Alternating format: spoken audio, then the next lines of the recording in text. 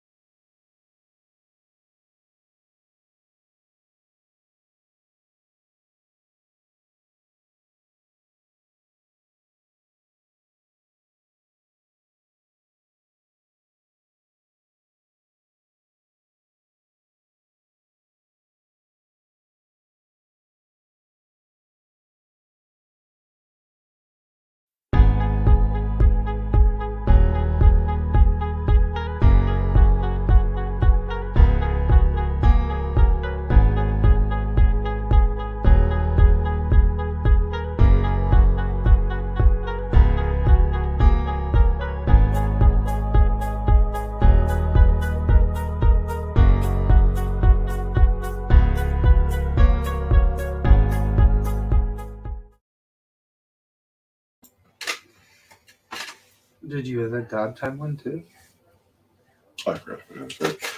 Welcome to another evening of the Stay Lifted Movie Club. But before we talk about any films, we're going to get high. So let's start off with bongo time. And remember, at any point, you can jump in the chat and type bongo time, and we will, one, two, or all of us will smoke weed. We like weed.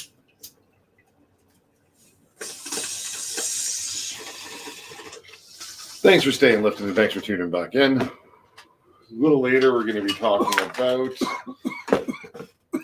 A Very Heralding Kumar Christmas, Krampus, and Anne and the Apocalypse, a surprisingly great film. But before we do, we just wait for the Unmasked Physicist stack to get here. And in the meantime, Ryan and I are just going to shoot the shit, get stoned, talk about other stoner properties, and zero from there. I also don't know who's watching right now. I don't want to play. I downloaded a clip specifically for Zach that I don't want to play in case he's the one that just clipped in. And yeah. But here we go. Oh, it's you.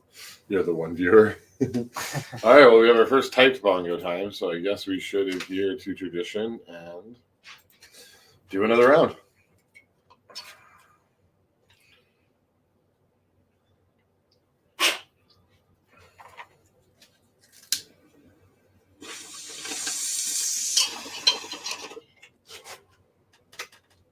We also take this opening time to show you, or anybody paying attention, some of the weird little videos we do on the side here. So, yeah, here is our star Ryan from Wake and Bake with Ryan Pearson, or Ryan Pearson from Wake and Bake with Ryan,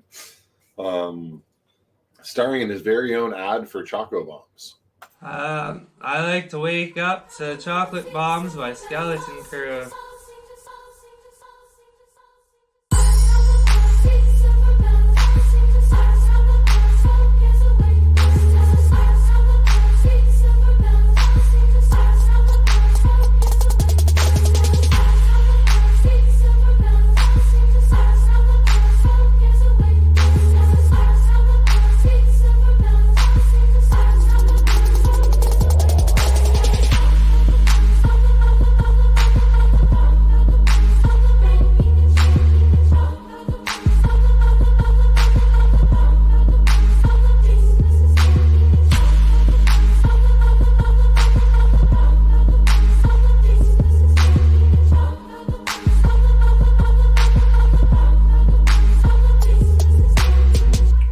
Up in the morning, this is what I like to wake up with.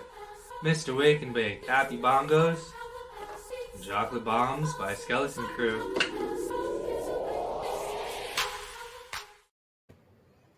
All right, well, that was Ryan starring in the Choco Bomb commercial for Skeleton Crew. We also do other videos here, music videos, and a bunch of other stuff as well, which over time we'll show you more and more of what we do. But in these evenings, we talk about movies, and until our third and the Unmasked Physicist shows up, Ryan and I went and saw Spider-Man today, and we will give no facial reactions or any expression whatsoever towards whether it was good or not. You're really not supposed to do that. But as a Marvel fan and a geek, I suggest everyone out there. I don't know. We don't normally advocate cams, but it's getting really hard to enjoy the movie theaters, at least in Ontario right now. So it was my first movie that we were not allowed munchies or anything. So we Not don't even movie popcorn or their stuff. So we're not. We don't talk about the politicized end of either of this. I am just reporting to the state in which our movie experience was, and that was a very restricted experience, having to We're all gonna crash and burn. wear our masks the whole time and not being able to get popcorn or pop or even be able to bring in a water for those of us that might consume a ton of cannabis before going and don't want to have dry mouth the whole time. This is true. So that is how our Couple experience times. was. But that aside, I still suggest if you can get to a movie theater, check it out. And if not, there's the high seas. I see you.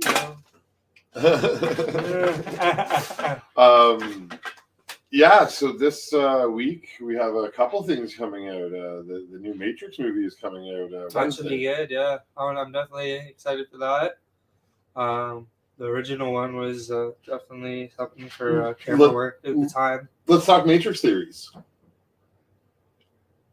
So what do you think's going to happen in this new Matrix movie coming? I think it's gonna be like what they're talking about nowadays with reality being on layers of different realities now with So the Matrix security blanket is that there's multiple layers of it, that you never truly are unplugged. Yeah. I think that's going to be the haunting horror at the end of the question of reality.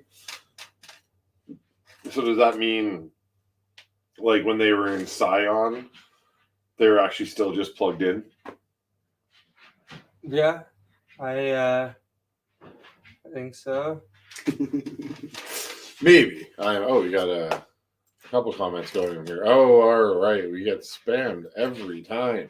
Oh, yeah, we gotta get on top of that. Online strips without clothing. I'm good. Yeah, we're good. We appreciate Thank you, love face, but we're good. We don't need stripping. That shot's wild. They just all of a sudden bang, bang. Like, all right, cool. Yeah, so I think, there could be layers at the end. I don't know if they'll play it as.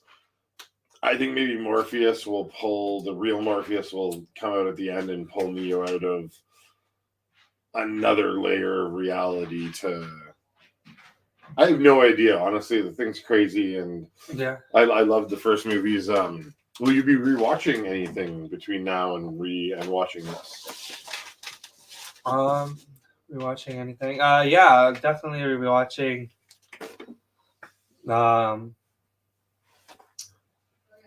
Daredevil actually is what I started watching. This is are you Wait a minute, are you going to watch the Matrix movies?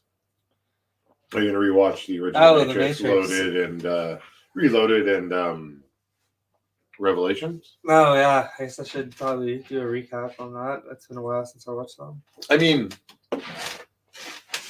we could get a whole bunch of streaming hours by just simply filming us watching the Matrix movies. If that's what you want to do, yeah. Like we could just sit and power through the whole trilogy in one sitting. Right here at this desk, just getting really high the whole time. What about if we get that shatter box? We use that, and we have a shatter matrix thing. I mean, if we're gonna A smoke Matrix the shatter whole thing? time, I don't know. What I think we should probably I don't know. see if one of our sponsors wants to give us something newer and a little easier on the lungs. But I'm definitely down for making it all about extracts because they're extracting the truth. I'll find a better way to play that, but that'll be what we call it. How many hours is that? I'm sorry, talk for a minute. I'm going to look up how many hours total we just committed to streaming live while getting high. So yeah, well, that's just the type of stuff we do when we're high. We do random stuff.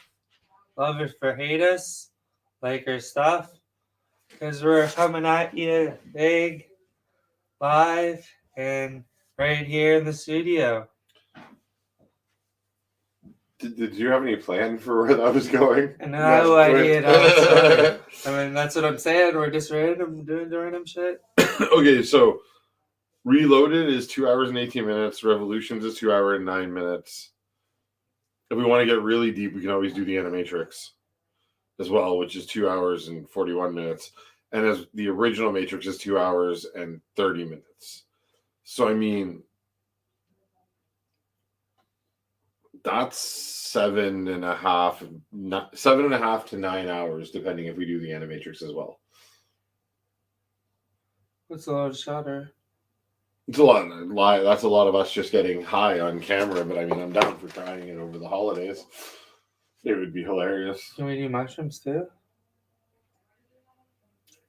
I mean, that time frame is perfect for it, but I don't know if we want to sit just the two of, like, if we just want to sit here on camera streaming live where we can see ourselves streaming as well as watching a movie about being in the Matrix. Like, I don't know if your brain can survive that. That might make you good from an 8th to a 9th dimensional person. Maybe. I feel like there's too many layers going on there. And these are the philosophies that we consider in our minds as we get really high here at Stay Listed Productions. Which we're just going to smoke a bong for the fun of it. Which we always end up doing this, you and I, on the nights that Zach is a little behind, get really, really high until he gets here. And then you just play catch up, and then he's going to you make him play catch up. You always make him play catch up. He's going to be eating those 4 gummies. Mark my word. He'll be eating these 4 gummies. Well, I'll see it live tonight. I think you should only give him 1. After Jesse's description of them, I think you should only give him 1. No, they're only 100 milligrams. Okay, but after Jesse's description of them, after the person that gave them to you gave a specific description of how hard they hit him in the head, someone who does edibles like I do, probably should only give him 25 milligrams. I throw down my veto card and will intervene. I shall save those that, because you don't seem to conform to my philosophy of no one should ever be more stoned than they want to be. Oh, I know. I know he'd get there where he wants to be, and that's. You know what it's like to pass out from a Jedi. He eats the rosin all the time, hash with the other guys. No, he eats hash, and he'll just nibble on it a little bit, not eat a pre-made gummy like this. You know there's a difference. Don't even try and fool yourself, motherfucker. You know what I'm talking about. So we got a bunch of love from 420 Esash. He followed us on Instagram and gave us a bunch of love on his channel. That dude is really, really cool. 420 Esash. Yeah, we watch you as we're getting ready each week. So you're we like you. And thank you for all your love. If you liked a bunch of our stuff on Instagram, and I sent them a message saying, hey man, if you're down, I will gladly send you out some free promo stuff. So we might send him some stickers and maybe some other stuff. So that'll be fun. Again, this week we are talking about, where are they? Very heralding Kumar Christmas, 3D Christmas. Okay, did you get the 3D version too? No.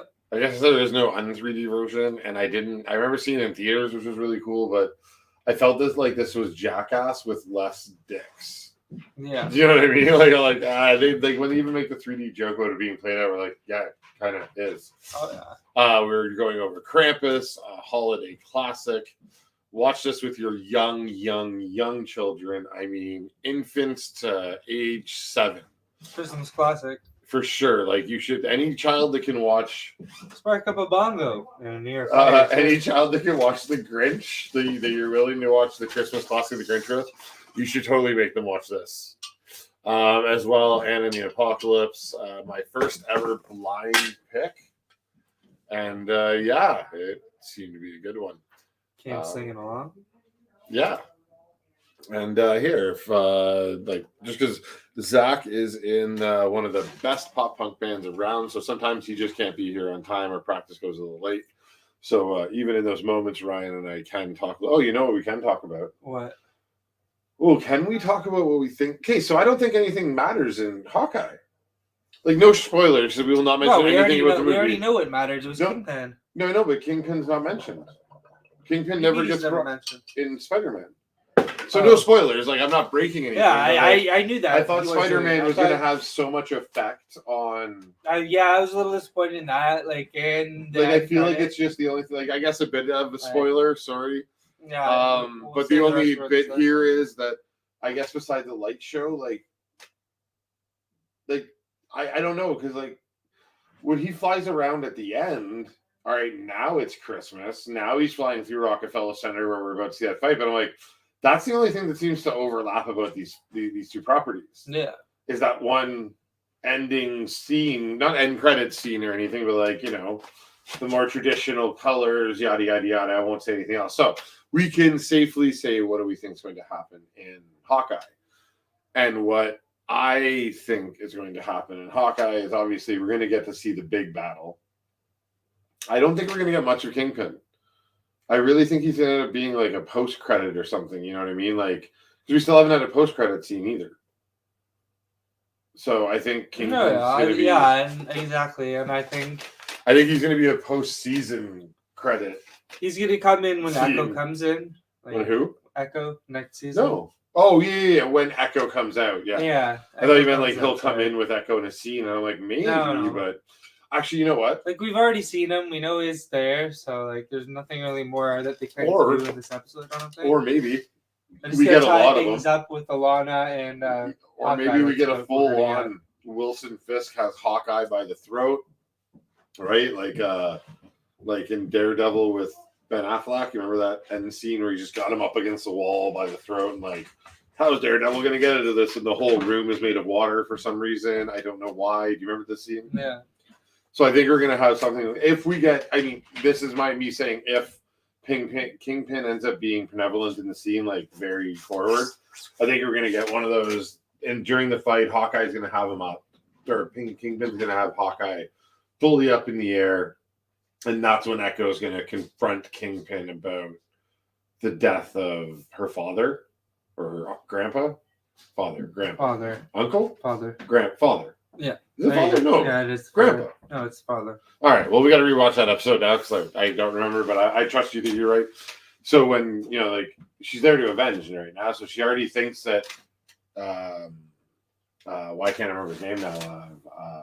It's only been like 6 days or 5 days since I watched it 3 times in one day. What's the number 2 in command? Alana? No, her buddy. No. Echo's number 2.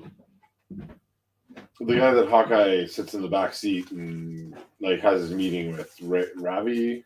Yeah, I forget his name, to be honest. Little But I Stone, know sorry, but I think she's going to confront him, and he's going to let it out that Kingpin told him to do it. Okay. And then I think right when Kingpin's got Hawkeye up, Echo is going to like confront Kingpin and like put him down.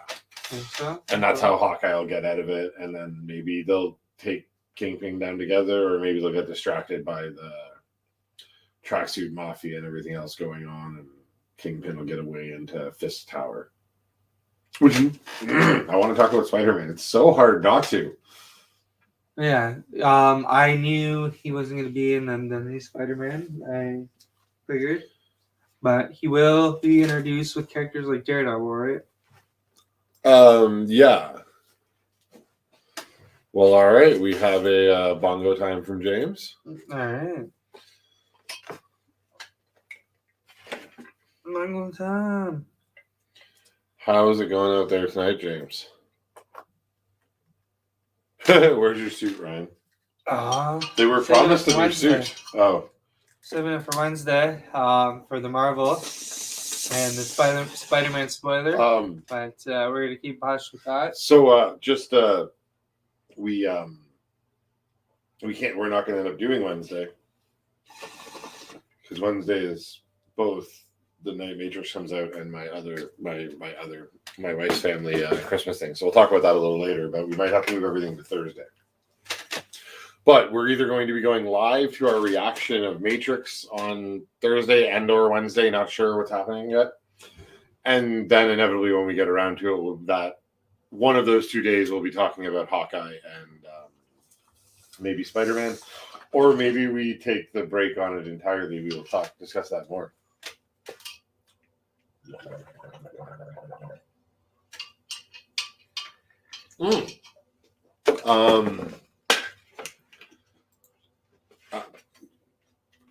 Yes.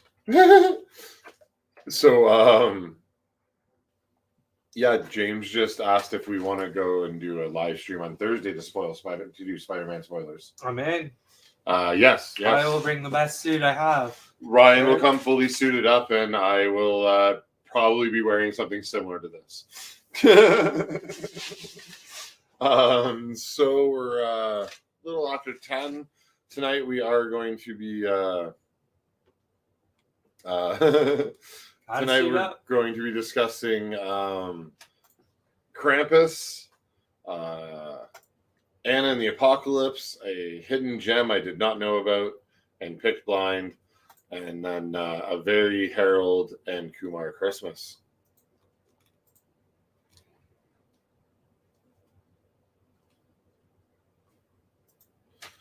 All three were definitely good films, I think. I didn't have any bad things to say about any of them. Is that what it said?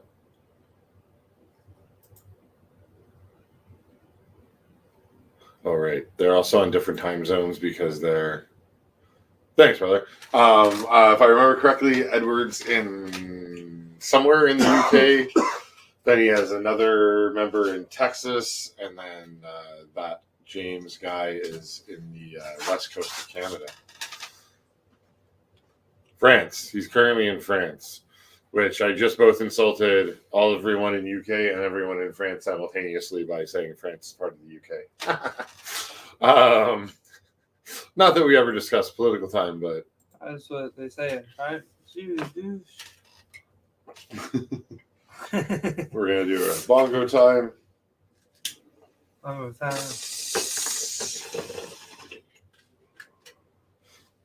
And for anybody watching or checking this out after it is posted for review on Twitch, check that James guy out and his content on Small Screen and Geekosity. Dude's awesome. And he released a video about 3 or 4 days ago talking about Marvel's look and the risks taken in film over time. So a really amazing video. Go check that out.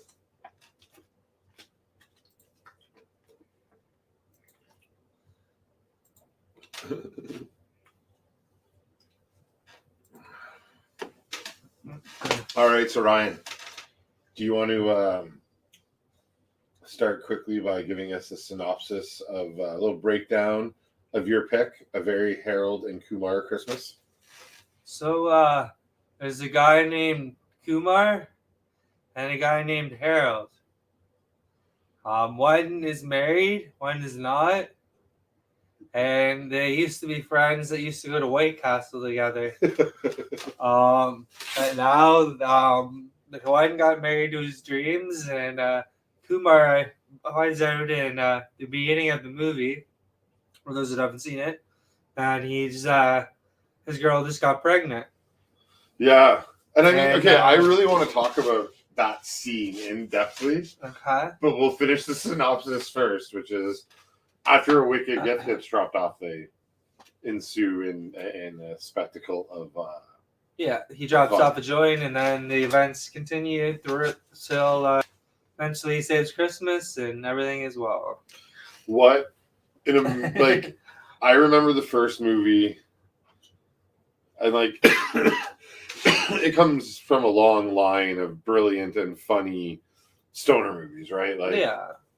And that's something that just can't be denied. But the first one is so fun and playful. Just mixing in some of that new stuff. Nice.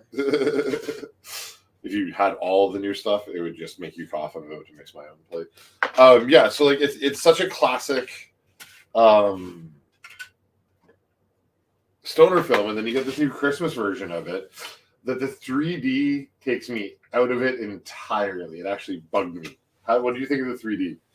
Yeah, the 3D was every movie at the time was 3D, and remember it was big. It was what 2015, Something like that. but yeah, like every movie was shot in 3D then. Because this is a popular thing, right? Like, didn't it feel like Jackass with less dildos? Pretty much, yeah. Everybody was doing 3D as a kid, and then they realized 3D is expensive for what it is, and stopped doing it. Now, what is his name from Mad TV? Or no, Saturday Night Live? No, Mad TV. Mad TV. He's Harold's assistant.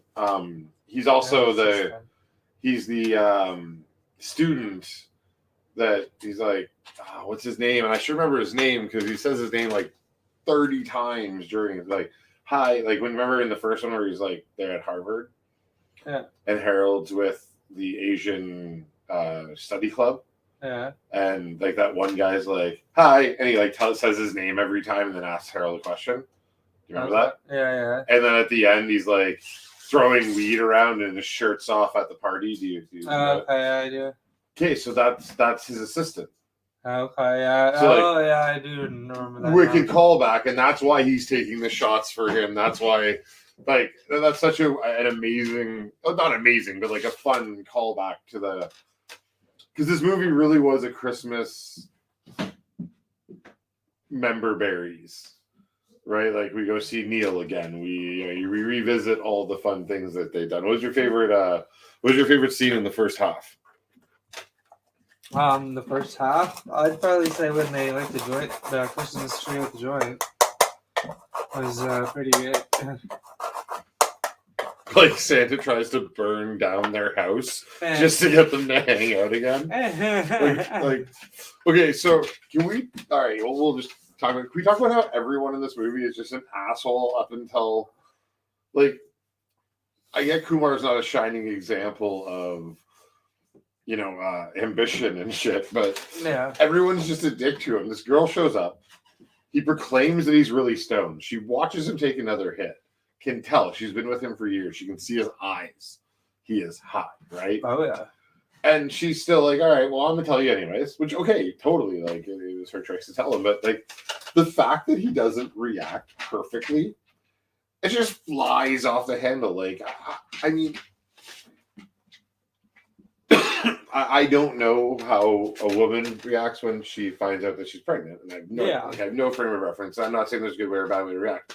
But I feel like every time a dude in the movie, like, it's such a trope that they find out life-changing information and they are given no time to digest. And it's like, what's your reaction right now? Like, I don't know. And of course they do the, like, is it mine? And she's like, no, I haven't slept with you since. You're just like, nice. Like, even in that interaction, you've got to be able to see that he is not fully there. And then after she freaks out and leaves, he's like, okay, I'm really high. Can I just have like 30 minutes to clear my head? And she's like, no, I'm out of here. Like, totally unreasonable. Like, he is, I feel like in that scene, he is the good guy entirely. Oh, yeah, sure. Maybe that's stoner logic. She used to be a stoner, too. She should totally understand and know what's going on. Right? Like, she's really like, yeah, you know what? I'm going to go grab a fucking coffee. You're going to go chill your shit out. I'll be right back. But much like all of us, he probably just would have hit another bong. Like, oh my God, I need a bong to clear and think about it. But that trope leads us obviously to her, like even saying no, don't quit weed later, which is heartwarming and endearing. The whole movie in the end was weed's good. Yeah, and that's what I've always thought. Never quit weed. I love that Patton Oswalt was in it. Yeah, he should be in so much more stuff. Agreed.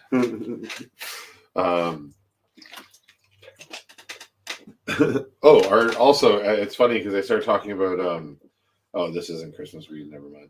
But they start talking about like Christmas strains in it. Oh, okay. Like Rudolph the Red-Eyed Reindeer, and there was a couple like stoner names on the bags when Patton Oswalt was selling Kumar weed. Oh yeah, I do remember that. Yeah. The only one I remember was Rudolph the Red-Eyed Reindeer, and I'm like, yeah, I think I gotta steal that for a design before, but it's too late. Christmas is here. So as the movie goes on, and like the drugged baby might be the shining part of this entire film. Because, like, it gets really awkward in parts also. Yeah. Like, what the Russian drug guy walks in on with their, like, the two grown men and the daughter. I'm like, this is not appropriate. No, There yeah. were some definitely awkward parts in it. Oh, yeah. But in the end, this was a heartwarming story about two friends reconnecting. Who I worked out a full theory. Do you want to hear my theory? What's the theory? All right. So if we review from the first film, and we just take an abstract view, right? The abstract view is two men go on a wild adventure for an entire evening that lead them to take down a gang of thugs for drugs, like Thanks for drugs. mislead a whole bunch of officers and inevitably work up the courage to travel around the world for a woman, right? And then in the second film, they go to do this traveling, and by the end of it, they have gotten high with the president, they've escaped Guantanamo Bay, they've traveled all around the U.S. undetected. Harold and Kumar are spies. Santa is their Charlie, and he sends them their missions, and the joint was to get them back on into the spy game together. All right. That's it. That was pretty loose, I guess.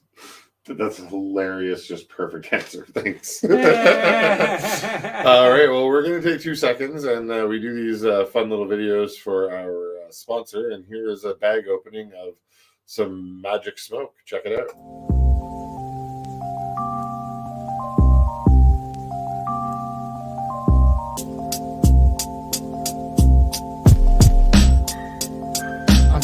Average Joe on a path of life, so turn off the light, let me get some sleep tonight. Alright, I'm dreaming about music. I'm just average Joe on a path of life, so turn off the light, let me get some sleep tonight. Alright, I'm dreaming about music. I close my eyes on a pillow and wake up on a stage where I'm dreaming about making more than minimum wage. The day's short, I don't know if I'ma see another. So I've been looking through the music like I'm Stevie Wonder. Make a mission, what I've been making's different. I'm hungry, my tummy aching. Take a listen. Jukebox in my third eye. Word life, you heard right. Trying to get unstoned and stop living the curb life. The blurred light, hope at the end of my tunnel. But my head's been in the sky. And we're back with the bongo tab.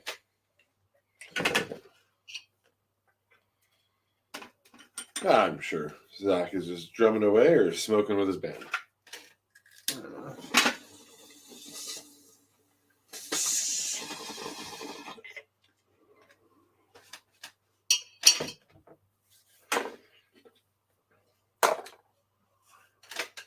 So I felt like this had a total vibe of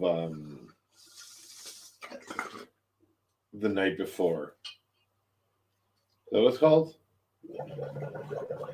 Maybe for Christmas? No, The Night Before with Seth. Oh, Rogen yeah. Yeah, it kind of does, yeah. and that guy with 3 names that I can never remember it properly. What's his name? Robin from the 3rd Batman movie. Fucking Gordon Lovett something. We smoke way too much weed before we start doing the show. So yeah, continue on to tell us about your film so we can discuss the scenes a little more in depthly. So now they're at a party where they have to get a tree, and they play the weirdest game of beer pong ever. Yeah. Like, I played a lot of beer pong, and what the fuck happened in this game? Like, I don't know. like, they act like they schooled the kid, Yeah. and they won by 1 cup. And just a ridiculous shot for no reason, which, of course, awesome, but I mean, just ridiculous. Oh, yeah. Definitely. Over the top. All because someone gave them a 3D camera. Yeah.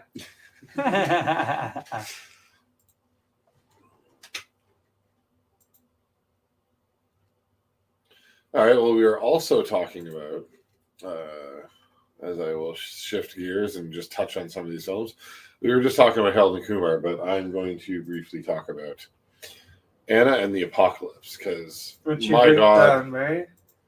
Sorry? What's your breakdown? Well, I mean, I picked this movie sight unseen, so it's not like I have some, like, normally when I do my synopsis, I'm like, here's why I love this film, because I watched it at this point when I was a youth or whatever. But in this case, this is not so. I looked at a list and just said, hey, weird Christmas movies. And this came up on a couple of people's lists that I respect out there. So I'm like, all right. It's Anna and the Apocalypse. And I mean, I didn't even notice the hands on the cover when I picked it. I just saw this girl holding a candy cane in the sky that had some blood on it. It was sharp. And I'm like, all right, well, I need to know what that is. So this is, if I could break it down, this is if High School Musical and Zombieland had a baby. Does that sound like a good, apt description of this film? Yeah, that's pretty much what I was going to say too. And I mean, it's got all the same tropes from both sides. Like the it's got the High School Musical tropes in that it you know, the songs are just to depict their high school angst. There's only really one or two songs specifically involving zombies, and I love that the ones about like the gang of jocks, just like how good they are at killing. No, yeah. Just like, we are alpha males. Like, all right, cool. That's top of the class or whatever. Yeah. But I mean, so the essential premise of this film is high school kids that sing a lot are having high school problems and doing high school things, and a zombie apocalypse breaks out. But it's so subtle in the manner in which it breaks out. It starts with the first sign of it is a radio note when they're driving to school the first day. Yeah. And it's just like, so what? Turns it off, and it's just like, all right, that's cool. Like, you barely even get to. I think they turn it off in the middle of the newscaster saying reanimate. Yeah. So that was kind of neat. And then, you know, as we move forward, they just are oblivious to what's going on around the world because they're teenage kids doing teenage things, not watching the news or caring. And there's this great scene where the two characters, Anna and her best friend, are walking to meet each other to walk to school together, and they're singing a song, and around them is just pandemonium. And there's a great one-cut scene of her leaving her house, like all just tracked along, and like the one lady just drops her fucking baby, and like the next as the camera swings back around, now there's just you can see a construction worker zombie crawling over, and then he's just inside the carriage eating.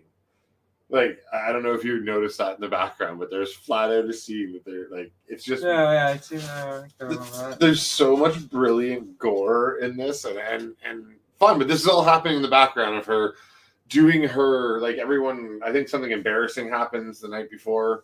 No, yeah, it's that other guy, and then I don't even remember, like, because they're just talking about high school stuff, and it didn't really matter. It didn't really play to the overall plot. But then, the next day she does her hoorah rah song that today's a new day, and just shit happening behind her. Like, it's so brilliantly tracked, and I had so much fun watching that scene. Anyways, as they progress, they meet up with different survivors, and like even the first death, the seesaw. Yeah. Was that not just like it was just so perfect that all right, this is the moment that the violence starts. Yeah. So really well done. I didn't expect the headmaster or the future headmaster to go off the rails so deeply and so quickly. Yeah. Like, it was a short trip to insanity for him. People were like, hey, we're going to go check in the town. And he's like, nope, I'm going to turn everyone into zombies. I'm like, man, you really overreacted here, I think was the problem with the headmaster. Or principal if you're from Canada or the US, but this is a British film. And then from there, it's just interacting with new characters and beating zombies to death in new and fun ways, which is why I love these more comedic zombie films. Because like Zombieland even just points out, hey, we're going to do a cutscene of like, I think this is like that's why I say High School Musical and Zombieland, because This literally has cuts, like Zombieland had cut scenes of the best zombie kills. Do you remember those? Yeah. And this very much felt like the writers were in the room going, all right, can we top any of those? Like they felt very inspired by the same thing, just using song instead. Anyways, I don't know. yeah, then it was an overall good film. Like, I can't get over how much I enjoyed watching this movie. For something I'd never seen, and I just picked it out of the blue. I don't know. Because my other choice was a very Harold and Kumar Christmas. I was either going to go heavy stoner or random pick, and since I knew Zach was going to pick Krampus, which is another one I'd want to pick, I went with Anna and the Apocalypse. Please, I'd like to hear your take on the film and what you thought of it. Go ahead. For someone like me who doesn't really like musical stuff, it was actually good with the zombies. I liked it after all. Once the zombies came in, it became pretty good. Yeah, I have to admit that the kind of high school musical or like what are the other ones? Like, especially the ones that have a little bit of more vulgarity to them, like Pitch Perfect. Have you ever seen these? Yeah. And I got all like the side jokes and the announcers are pretty graphic and stuff. Like, I like Pitch Perfect. I like what's one with Channing Tatum where he dances a lot. Magic Mike. No, the other one. He's in like dance competitions. He's not a stripper. That's Magic Mike. No, it's Step It Up. Step Up. Step It Up. Or like, and like, I mean, total guilty pleasure, like Bring It On and Mean Girls. Like, I like these ridiculous high school movies usually just because the dancing is good or the singing is good, and then you get a bunch of funny dick and fart jokes usually. Anyways, so for this film, I was, this is like High School Musical meets American Pie meets Zombieland. No, yeah, like I definitely think it had definitely High School Musical and Zombieland type of deal vibe. Not only to meet me on it was funny enough to go under because there were some pretty good funny kills, and I really enjoyed this film. Yeah, like you said, like when the jocks were getting out the kills and doing the song, it was pretty funny.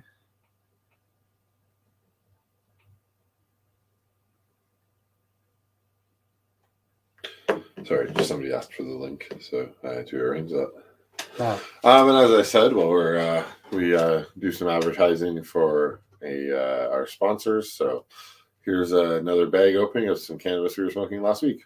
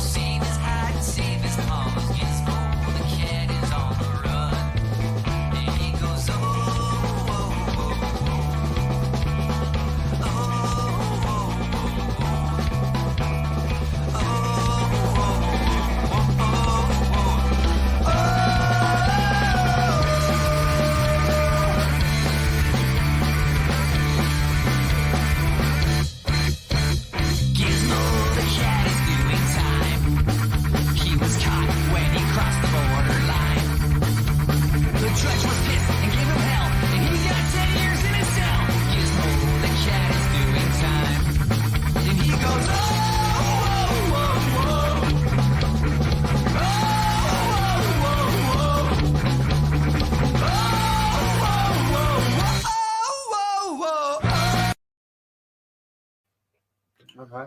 All right, and if anybody was wondering, that music behind that was a weird band named Bigfoot Portal Crisis. Over the holidays, Ryan, Drew, and I have all watched. Well, we did this months ago. Ryan and I started. We did the Apocalypse in Time one, which we have to redo because we didn't record those back then, if you remember. Yeah. we weren't saving them. So we started taking apart the cartoons from the 90s and picking different sections of them, like Storyline. different arcs and good storylines, but pretty much just any cartoon based on comics made in the 90s. So from Batman Beyond to Spider-Man, the Amazing Spider-Man, to X-Men, 92 to 95 run, or 97 run, sorry. Which our first one was the Apocalypse in Time, where he tries to steal all the psychics, and you get to see what was my first introduction to Immortus, or Kang, which was that storyline. As well, we're going to be going over at some time over the holidays the classic Spider-Man tale, The Six Forgotten Soldiers, right? Yeah. So that's going to be good. We're going to have Drew in for that one, which Drew's another personality that hangs out on the channel with us here, both live and from home. He's a good friend of the channel. You can usually see him here Wednesdays discussing anything Marvel. And he'll be streaming in the new year all the new Spider-Man content that's being released on, I don't remember what service, the game, because he actually games and we're not really gamers. We play other things. Yeah. Like, we just don't play games like they do. We play How Many Bulls Can One Person Smoke? Well, yes, and of course, anybody watching at any point, if you type in the chat bongo time, we will put up this. And right after that, we will smoke bongs. But since no one typed it, we're not going to do it right now. All right. But we are still waiting for Zach to join us in studio. Sorry, I keep leaning forward because it's the only clock I can see. I guess I can just look down at my wrist.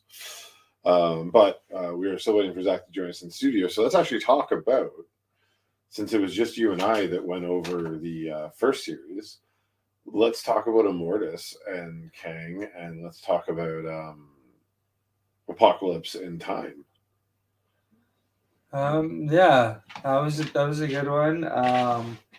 With King as a janitor. Yeah, like Immortus's part in that is just brilliant. And it's marked as the janitor, but if you look a little deeper, you can find that is indeed Immortus protecting the. I guess that would be a version of the sacred timeline.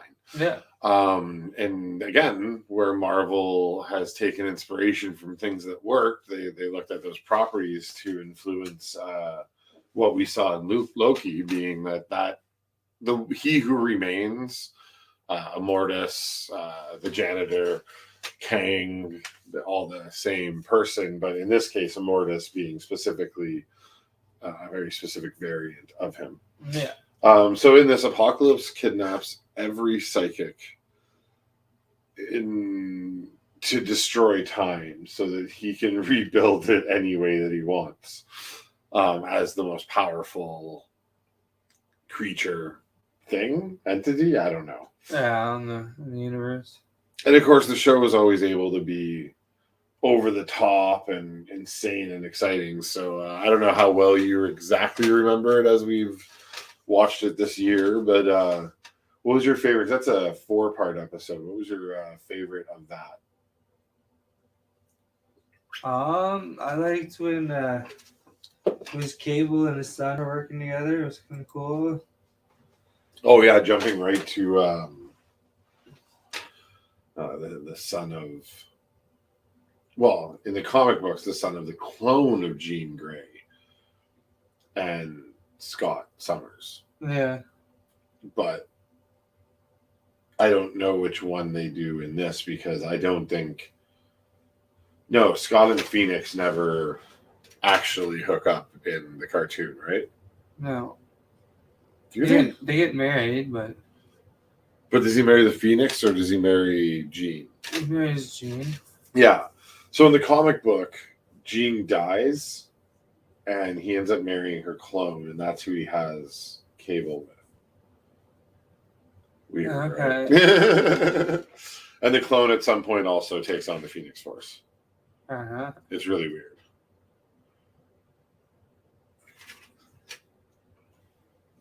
Well, I guess if I'm hitting it, I might as well click it. Yeah,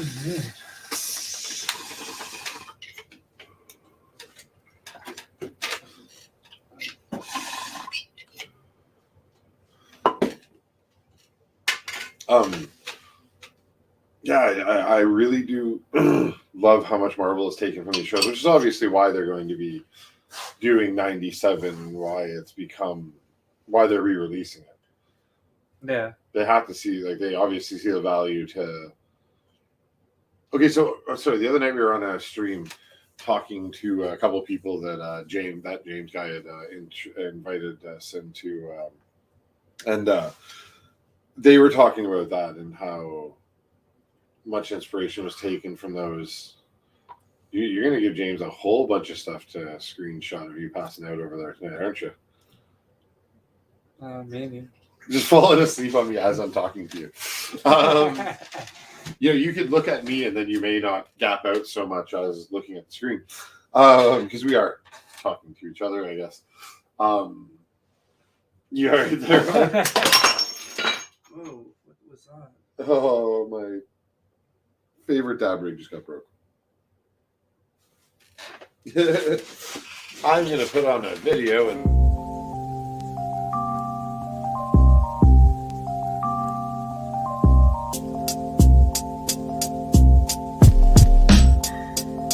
I'm just average Joe on a path of life, so turn off the light, let me get some sleep tonight. Alright, I'm dreaming about music.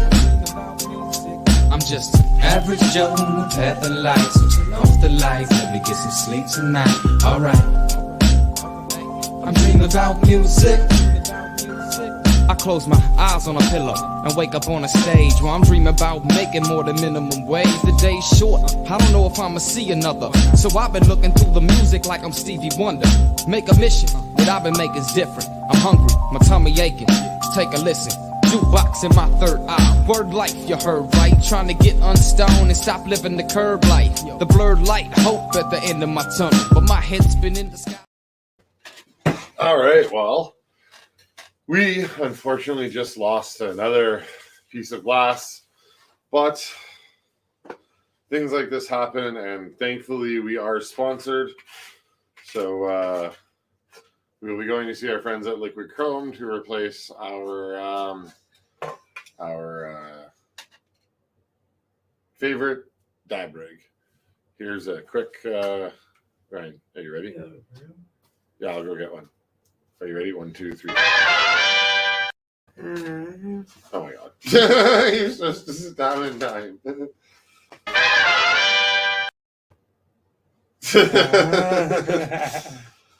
Yeah, so if you want, you can rearrange your seat and shit to be comfortable. That's all right. You don't have to get closer to me. Fuck you.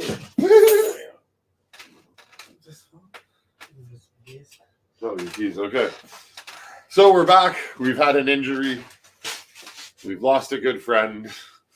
But that's okay. These things happen. And yeah, we're here talking about. Are you all right there? All right, I'll grab a broom after Zach gets here and clean that up a bit. But yeah, tonight we were talking about Anna and the Apocalypse, Krampus, and a very Harold and Kumar Christmas. Yeah, can we talk about it in a very Harold and Kumar Christmas? Like, everybody's a dick.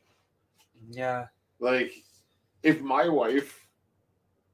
father-in-law had that story, and then my wife knew that story about his mother, like her grandmother, and then she let me get a fake tree, knowing about the tree thing, I'd be like, bitch, divorce. I'm out. Like, the judge would back him up on that one. Be like, a woman, how are you going to let him get his throat slit by your crazy ass dad because you didn't fucking tell him that a Douglas fir is an important thing to him? Yeah. Like, he could have had a good tree there. She could have been like, hey, just have all the decorations laid out because they're going to bring a tree. But no, this bitch just lets him get fucked up. Oh, yeah. Like, I mean, that is undue stress. And right now, as I don't think we are ever going to get that other one timed properly. So are you really gonna try? All right, in 3, 2, 1. Oh, Zach is here. Okay. Have one. which Daverick died? What happened? The tall one. Sorry, I didn't see it. Like on my the biggest table. one. The 3-chamber. It's all right. It's all right. It's all right. These things happen. And we are going to move on to happier and brighter things. And I'm not going to cry at all. Oh man. Unlike today, earlier today. Which we're not going to talk about that until we get to talk about Spider-Man, which we can't right now. How was your day, Ben? I'm a really good lawyer. What? Can you catch a brick? Shit, no, we can't talk about that. Okay, we can't. Yeah, Oh, sorry. yeah. No, we're not. We're not saying anything at all about. I don't Current even know what movies I and wasn't theater. talking about anything. It was just random Tourette's. Yeah, I can't wait to talk about They're it. Then. 25 milligrams each. Can I have one? Yeah, Yes. absolutely. Take two. man. He's Wow. trying to get you to eat multiple, but they hit differently than normal edibles. This red one looks so. They're fucking hash delicious. rosin. This is beautiful. They're hash rosin edibles. Yeah, let the audience see this. Can you see That's it? the Sort rosin. of. Yeah. Hash rosin gummies.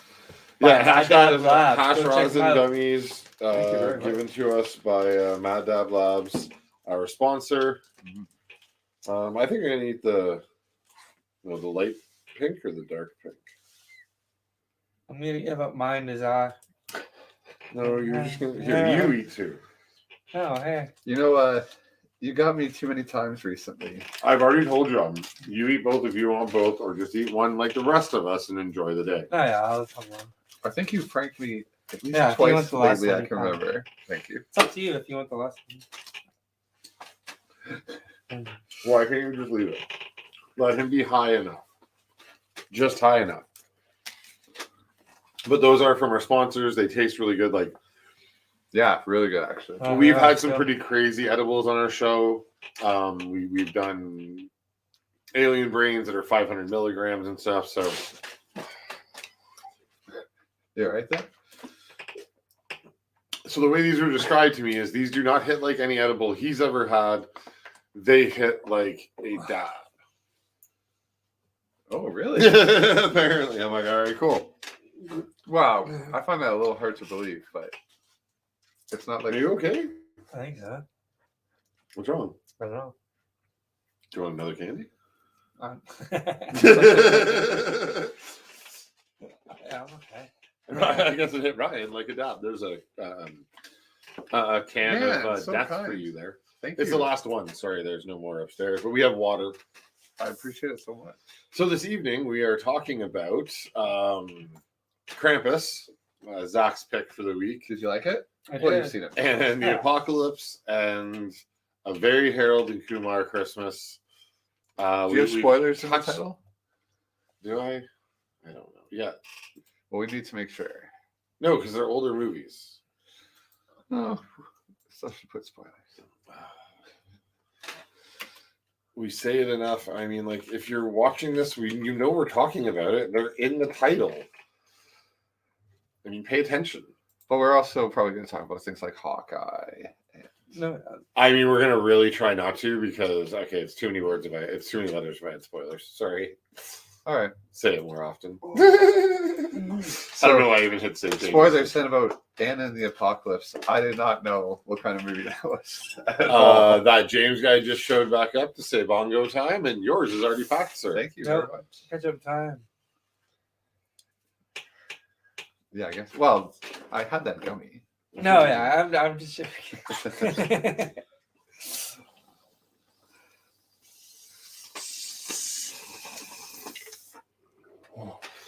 I tried to do your full bowl. I still can't. That's okay. So we were just talking about Harold and Kumar, and I think it was apropos timing because I was curious what your opinion was on this. But like, this was a total asshole. Who's say that again? Harold's wife's a total asshole. Oh yeah, I would actually did not enjoy divorce. this movie a lot. I would divorce my wife if she left me hanging like that with her father. Like a Christmas tree is the surrounding of their entire family dynamic. And she's like, yeah, put up that white fake tree. I'm sure it'll be cool. And you know how nervous he is about the whole thing, and Yeah, how like, much he wants to impress. Like your father is Machete. Yeah, He is going to stab him. And yeah, like that's all I could think of in the beginning of this. Like everyone but Harold and Kumar are assholes, and then Harold's an asshole to Kumar. I'm like, what the fuck? I also pitched while you were not here an entire theory that Harold and Kumar are spies. Well, you've mentioned that before. I think we got a chat. Wherever you go, there you are. But that, No matter where you go, there you are. that actually makes sense. That saying is almost like a Zen quality to it. But Ski Hill. So Krampus, yes. If you don't like, James said he has not seen any of the films. And Krampus seemed like a lame idea. But It's done really well, though. yes, the 2015 is done really well. There's like 4 sequels since then, and like Yeah. Almost 3 all of them are other. garbage. I've heard Krampus is good, but I haven't seen it. Thanks, Yes, you James. did the Entirely special- inspired by you. Zach, do you know who did the special effects for your movie? Same people that did Lord of the Rings. It was made in New Zealand. That's awesome. No, I didn't know that. How you know? Man, that Krampus was very cool design. He is a creepy, scary looking. Yeah, so like the premise is lame, and the whole film could have been, but it's just done really well. But there's a certain surrealism. Like, oh, what was that movie where that same actor is like the stepdad? Is it stepson or stepdad? Where like his kid's literally like the son of Satan, Oh, I and don't by know the which end of it, movie. he's got to like. Anyways, it's a campy horror movie that is entirely worth watching. It feels like a Christmas movie the same way something like Christmas Story does, but it's about evil Santa Claus. So it's got that great Christmas feel, but it's a well done horror movie with like somebody gets flung out a window and there's like a zing sound. Like, come on. Yes, in They this know what case- they're doing. I gotta answer, James. Yes, in this case, I totally copied your clip, but it was just for the value of being able to do it too. No matter where you go, there you are. I promise not to take any Arnold clips, and I will take the retribution of a bungo time. Come on, do it. Do it now. Eat the bongo. Oh man.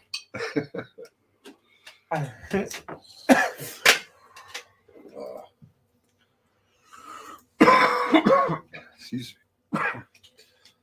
I mean, that's not true. Horror got reinvented a handful of times, primarily by Wes Craven, and I think each one of those reinventing is entirely valid. Last House on the Left was something new and scary and weird and off-putting because, well, if you've seen it, you know why it's off-putting. I'm not going to get into why it is. After that, you look at Wes Craven. Nightmare on Elm Street, I think, was something fresh and new in the slasher genre when horror really hit a slump of everyone kind of seemed the same, even though Michael Myers and Jason were like, there was this something new and wonderful about Nightmare on Elm Street. And then even he did it again in the 90s with Scream, getting meta about horror. You know, whether they like it or not, though, I think James Wan's done that lately. Only good films. Yeah, James Wan. Yeah. And I agree. Like The Conjuring, and that's the one I did like, right? That's one I hadn't recommended. Well, Okay, I always you like confuse them. Sinister, which is also James Wan. Okay, yeah, I did enjoy the Sinister, Well, two of sorry, the Sinister movies. that's Insidious. Sorry. Insidious, two of the Insidious. Which is also James Wan. yeah. And Malignant is James Wan. And there's like probably another good 5 really good horror movies by James Wan. And then maybe 10 that aren't the best, but I still like it. But I mean, like, to say that nothing past 1979 until James Wong was valid, I just think, I think there's a lot in the middle of there. Scream. That's like Scream. Scream was great in its time. I just think horror evolved, and then some of it just copied for 3 decades. Conjuring, when all that stuff came out, there was a whole bunch of them. It was like a renaissance of horror. Because it was all really And I'll good even with give the style. Japanese Renaissance, like the Yeah, Asian yeah. Renaissance of horror, a validation. Even though, and sorry, when the Saw series came out, which I hate, I always go on record to start with, I hate the Saw series. I love can't stomach it. It's the best. But the first film, the concept, is all about changing the paradigm or idea of horror. And they do that well in the first Saw movie. Like the idea that every one of them had to do it to themselves. The first Saw movie was Colin Farrell in the phone booth. I like that theory, and I really wish there was a valid place in there. But If yeah, you've seen the movie Phone Booth with Colin Farrell, slasher gore is not like, I mean, no, but there's a character like Jigsaw. I'm trying to think of. Not many. Yeah, you're right. Not many of it does ever actually cross over. You all right there, bud? I think so. Because it's 70s Suspense 5. All right. Oh, It Follows is one of my favorite horrors from But I mean, the like, last 10 years. Maybe it's even more than that now. wait, like, aren't you like Evil Dead? Yeah? Army of Darkness?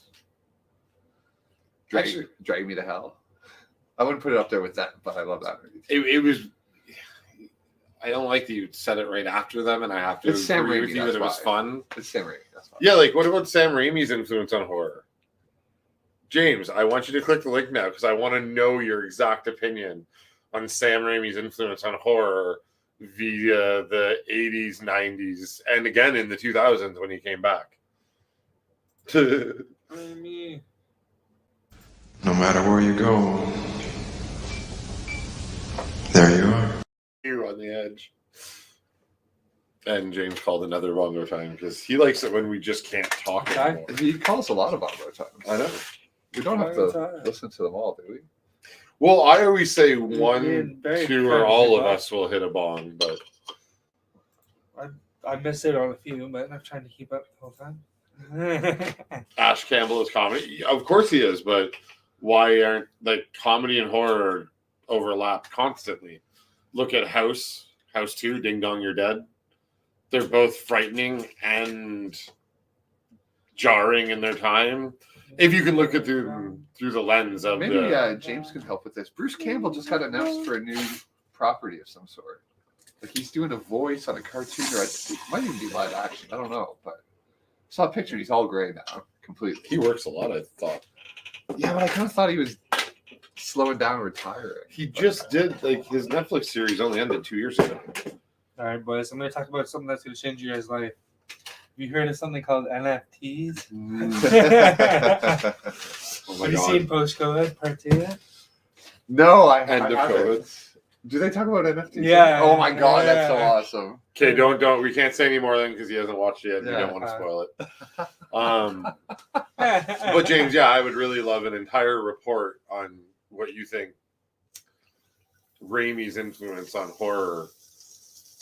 Because like, Drag Me to Hell isn't. I think it's a I just masterpiece of what it. it's. I love it. But I think it's actually a movie, like along with Jeepers Creepers. They're in the same vein, but I don't know. And the bad guy wins in those, which I also love. Oh yeah, but I mean, then your statement needs an amendment of there's no horror between the 70s and now except for these 10 directors that follow it well. Like, what about Planet Terror and Death Proof? Do you not consider the Grindhouse series somewhat in the horror genre? I love Planet Terror. I hate Death Proof. We've been through this. So you like the ball The dropping Rodriguez. zombies, The Rodriguez. but you don't like it. Why? Because he talks? I remember going to the theater and I'm like, Oh, wow, Planet Terror is so freaking good. And then Death Proof came on. I'm like, I have never in my life convinced somebody that they hate Tarantino before. I know, yeah. And that felt really gross because I literally convinced you that.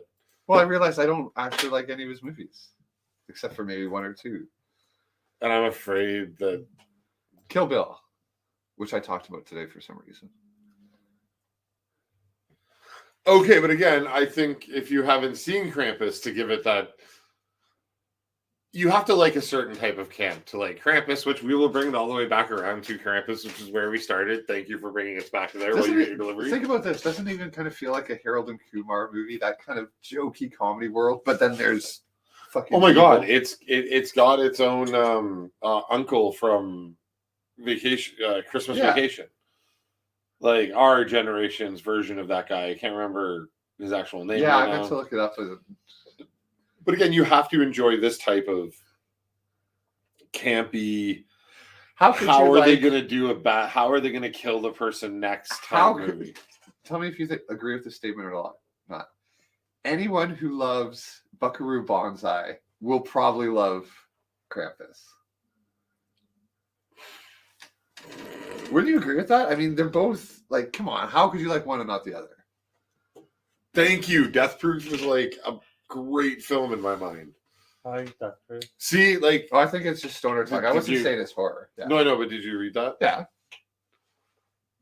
I don't like. I've never. That's a. Although my wife, I think, likes Planet Why Terror. did Planet Terror come up anyway as horror? Like, where's the stone talk? Because he said there was no horror movies in between there, and I said, "What about the Grindhouse set?"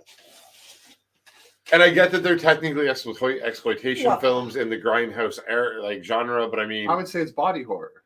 Planet Terror's got that for sure. Like, there's zombies in Planet Terror, and another man machine gun leg hunts women with a car. Like, these are total. That could be thriller. There's not necessarily a horror aspect to them. I feel like if we go a little further back in time, like the 70s, I was talking about, those are all the same genre. It wasn't only till like the 90s that there was too many genres to just call it all horror.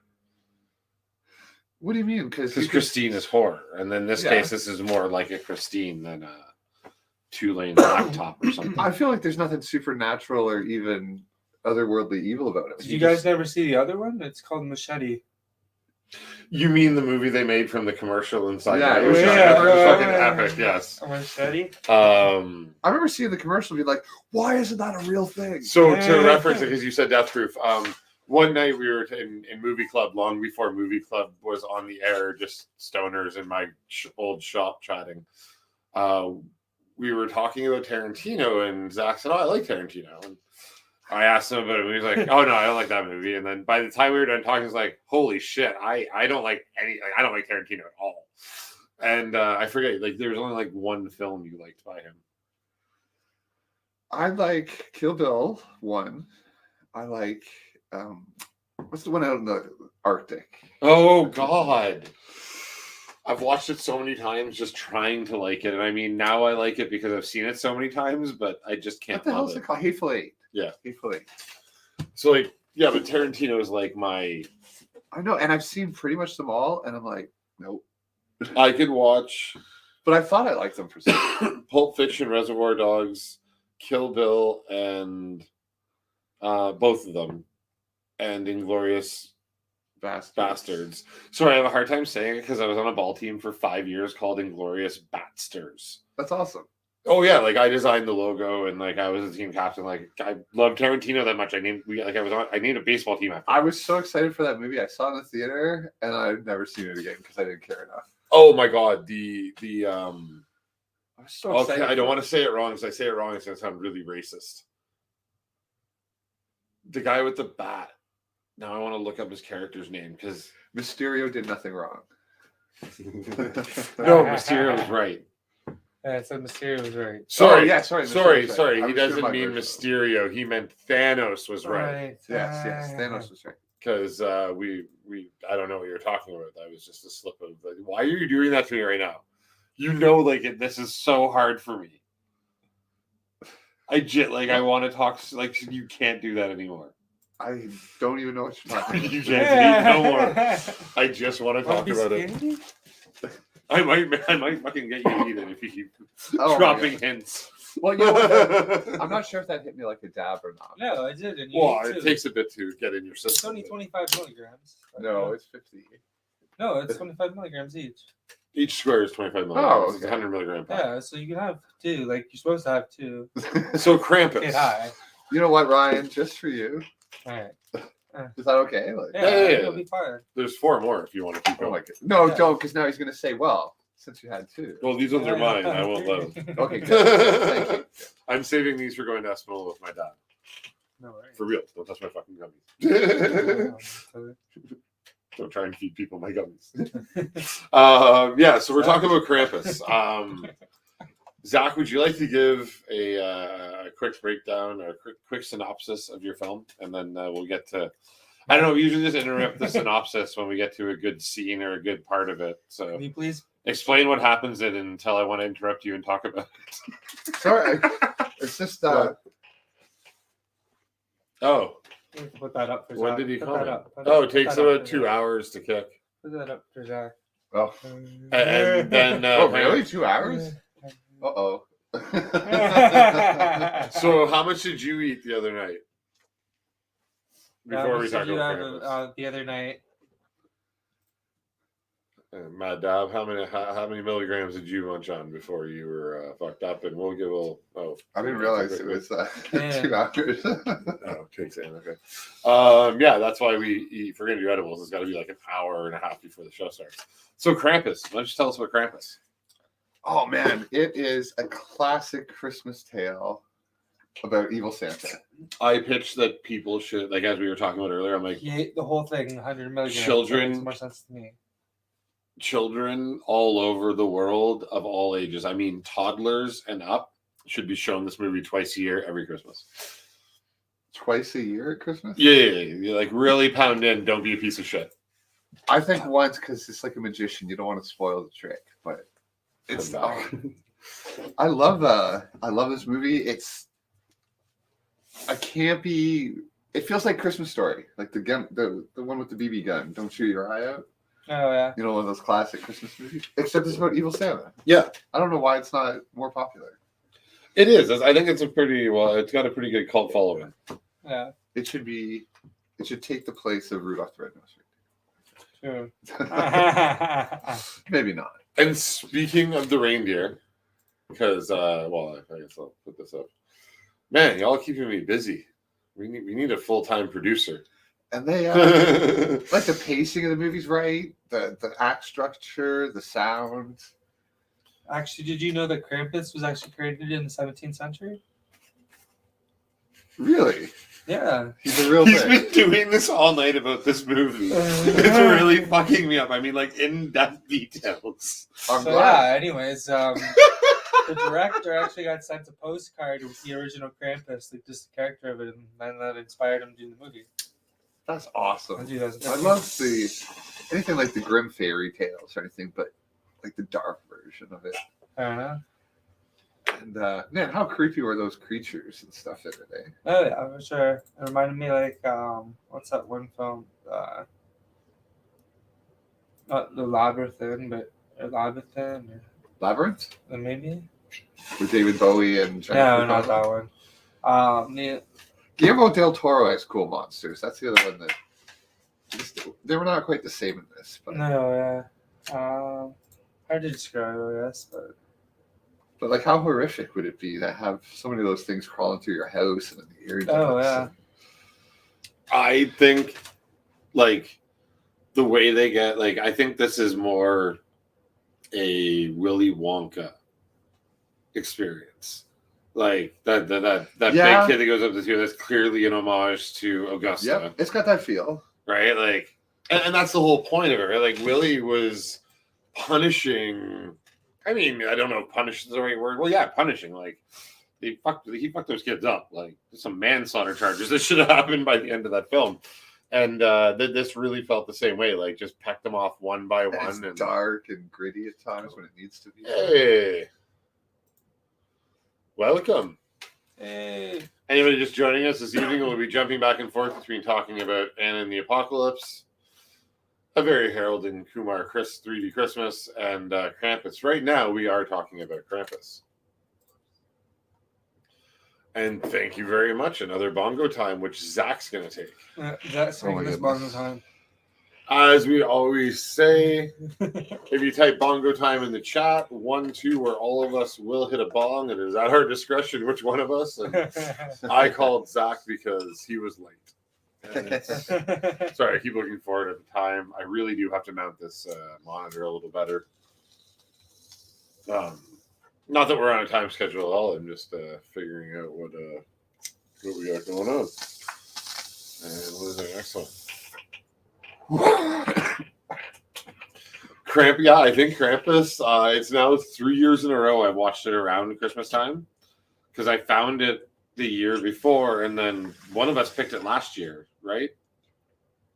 I don't think so. Yeah, I have it in the movie folder Really? for Movie Club. If it was, it would have been me. Yeah, I think you picked it last Christmas. I'm like, oh my god, I love that movie. I watched it last year, so now I'm 3 years deep of watching Krampus around Christmas time, and I've been watching my whole life the same thing at Christmas. And since I've been with Megan, I've been watching another same thing since as well. We've been watching these two together because she watched something her whole life, which is hers is a Muppets Christmas Carol, and mine's the original Disney Christmas special, which involved like 3 funny shorts about snow or Christmas, which was like, and then the final one was the Mickey's Christmas Carol. It's really weird, but this was on Disney like every year And together. you still enjoy this cartoon. I still watch it. Well, this year we haven't watched anything, like any Christmas stuff. Like normally we even watch the Cranks and stuff. But yeah, it's Daffy Duck has this weird snowball fight with his nephews involving like torpedoes and fire and bombs. It's crazy as shit. And like Chip and Dale fuck with Pluto in one of them. And then what's the other one? Oh, and Goofy goes skiing. And you know what? That clip has to get in here. The sound he makes every time he goes skiing is fucking hilarious.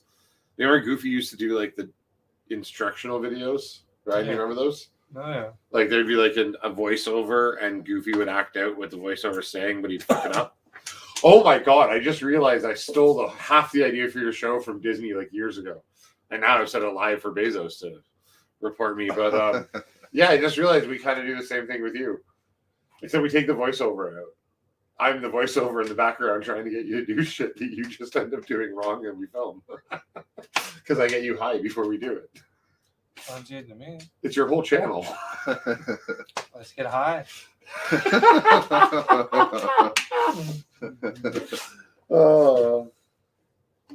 Zach, what'd you think of Krampus? Tell us. It's one of my favorite movies. I watched it even not during Christmas, just because it's that good, I think. And I think part of the reason I haven't watched Mrs. Krampus is because I'm scared it won't be as good and it'll ruin the series. Oh, is that what's next? I've heard that it's the only other good Krampus. I thought it was property. Like okay, because this like in There's this like 7. Yeah, There's but like it, 7. like direct to this one is like Krampus Revenge or I Renege or downloaded something. one. Well, sorry. I mean, I found one once, and it was literally the quality, like not just the camera quality and everything. And no offense, of what it was, we made a Krampus movie. It's like this is at someone's house using non-Hollywood cameras to film, and it's like our level of acting and stuff. If we were trying to act a Krampus thing, and Krampus was just a guy in a Santa suit. That's it. Yeah, she agrees. The first time she watched it was in the summer. See, it's just awesome. Oh yeah, like your opinion on Krampus? I liked it. It was classic, like kind of started out like it could be a little like kid movie, and it wasn't. But take your kids. Totally a See what kid's they movie. say. I don't know what he's talking about. It's for children, and so is Happy Tree Friends. How horrific are some of those? Like these monsters are eating children, and people are disappearing into their mouths, and then the creature disappears. Oh my, that is like, yeah. The reality of it would be your home's being invaded. All these people come in, burst through the windows, and hold you at knife point. Oh yeah, while they steal some of you. It's absolutely ridiculous. It's intense. Like I love every minute of this film. It is. Yeah, it's one of my favorites. If you love the campy, ridiculous, surreal, and I mean, there's even meta jokes in it and stuff. If you like that, it is a damn near masterpiece. Okay, and major spoilers for the ending, though. How do you feel about it ending the way it did? Normally, that's not viewed that well. The kid falling into the pit. No, the next 3 minutes spoilers, Oh, and then where he wakes up and it's all dream. just good. It's all just a dream. The movie didn't happen. Yeah. I just like having a comment. Yeah, what's your thought on it just being all okay in the morning? Yeah, like I kind of seen that coming. Did you? I kind of didn't. You? That he was. Well, I mean, I've seen it for years now. I don't remember if I. Yeah, like I figured the way the movie was going, it was all going to be okay in the end. Like, Yeah, No, I always it felt fall like for that. a little kid's dream. I always fall for whatever they're trying to fake out. So for me, it was great. Like, oh my god, it's a dream. I had no idea. yeah, but then Yeah. like, did you not pay attention to the fact that this was like the Polar Express? This was like all like this really did play the perfect arc of a child's film Yeah. in the perfect outlandish horror style of like I mean, this comes in the vein of Slay and so many other Christmas horror films. And even has a snow globe like Barry always talks about with the artistic kid. Oh, I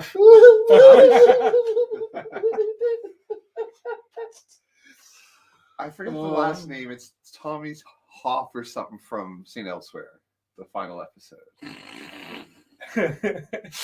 The famous theory that connects almost all movies in the same universe, or TV shows, and our reality too, actually. Yes. Because one of the mayors of New York, I think, was speaking in it, and he was himself. I don't think is that their tie on why it's reality as well. Yes, there was at least an instance of a real person Oh, okay. in the show. And since the show was all in this kid's dream, and since our reality is tied to his dream, we're all in this kid's dream in the snow globe. Oh. And in that, everything that we've ever seen, watched, created is also in this kid's dream. Yeah. I see. Some Deadpool meta shit. Yeah. Well, I mean, then Deadpool is also the tie that brings everything together. And all throughout St. Elsewhere, they would announce on the speakers in the background while characters were talking.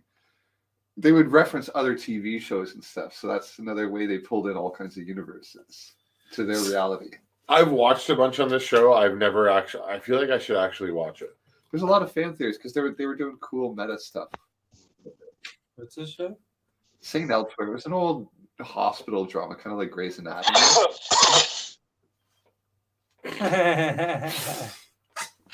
Who do we got in here? Hello? Arnold's. Oh, hey Arnold. Hi. Is there anywhere we should go? Hi, honey. How are you? Fine, Arnold. Thanks. How are you doing? Oh, I love these bits. I'm high too, Arnold. Well, thank you for joining us, Arnold. Arnold. How are you doing, old buddy? All right, we were just talking about Krampus. Have you ever seen Krampus? I don't know you, Well, and I don't answer to you. uh-oh. Oh, you guys pissed off Arnold. Already. Yeah. You know, I can be bothered with that. Didn't like Krampus. Couldn't be bothered to see it. I hear you. He is very. Did he say I hi? would like to talk to somebody. It's about a client. Okay. What about the client? My name is Julius. I thought we were talking to Arnold, not Julius. Now, please get your mother.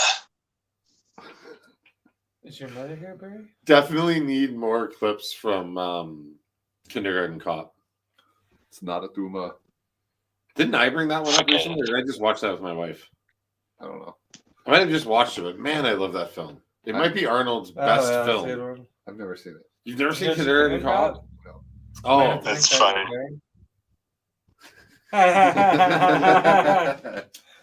I know what it is. What are we having for dinner? What'd you have for dinner, Zach? What are we having for breakfast? What did I have for dinner? Oh, I went to What are you Harvard. talking about? what the hell is going on. I can't believe anything from Kindergarten Cop now. I feel like I have to pick it for. Please don't. It's another 30-year-old movie. Who are you? I forgot Arnold's here. That's how I am. I was like, Arnold's been talking to us, and I'm like, We should do an all Arnold, nothing past 91. 95. I forget what his movie. What? No, stop with the 30-year-old movies. Like, it's 2022, man. Like Twins, Predator, and I've never seen Twins. And Kindergarten Cop. Yes, I would like to have a room, please. See, he's in. Arnold's telling us to. There's a new. There's so much good movies from even the last 5 years. Speaking of which, I'm still pretty impressed with how amazing this pick was. I've never picked Blind before. Oh man, what a great movie! I've always like no. Proud of yourself. I am very proud of myself. You know you're lying.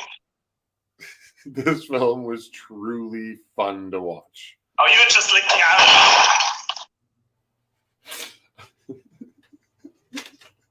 All right, I'm going to. You want names and addresses? Oh my god! Terrific. Wow. Good movie. All right, that's going for a. He's going for a newer one, Collateral Damage. I'm in kind of a hurry. 2002. We're not actually going to pick Arnold movies, are we? Arnold. Case forget. Are we picking Arnold movies? I mean, that's not a terrible That's idea. not a terrible idea. Try and keep it above 2000. I mean, maybe if Arnold left the chat and another person joined, we'd be able to pick some Arnold films. Well, Arnold. I feel better pretty than Arnold. stressed. Like I feel pretty pressured having Oh, well, that's true. the one Australia. mind to make himself. Australia. Are you going to help me now or not? Anything you need. Are you guys fans of Sixth Day? That's Are you crazy? I know it's Oh, not that's one the of clone movie, right? Well, spoilers. It's from 2001. It's me. Yeah, it is him. What's the End of Days wasn't that great. Yeah, I love that movie. I might just I love mean- the soundtrack and because it came out at a very specific time. I rewatched it recently. Is it really Yeah. bad? I think it's really bad. It's just boring. It's slow and not like.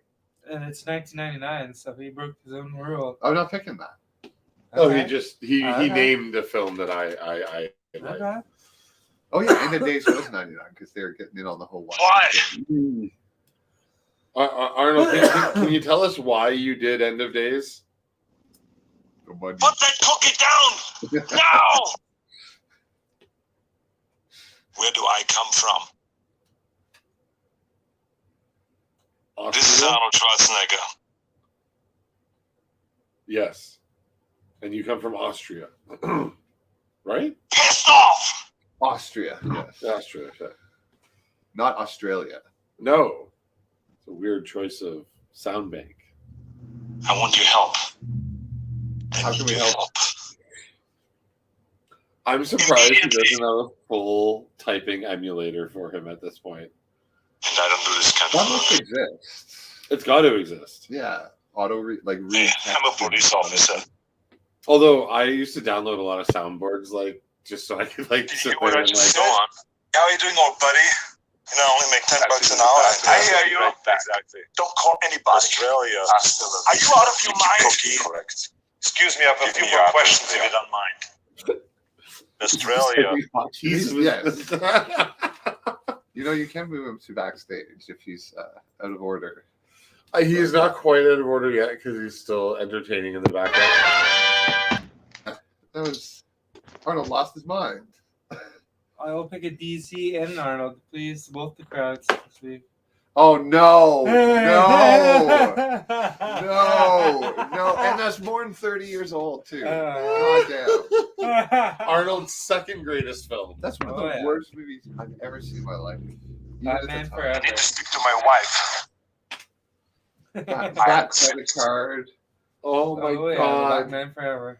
It's almost at this point a masterpiece how bad it is. Oh yeah. usually there's still some entertainment value when something's that bad. This doesn't have it. Like, Not so big now. Are you? Why? and I have seen video of them all independently admitting, like, we knew it was a disaster. They told us to just keep going. We were getting paid. What were we supposed to do? Yeah. You son of a Integrity's up. bitch. Oh, you just like But I've seen them say that. Like, Oh. you idiot. Cocaine. How does Loveface keep getting back in here? Don't do that. is there a bot Keep or something? cocaine. Yeah, that's how we Don't started. do that. Conan.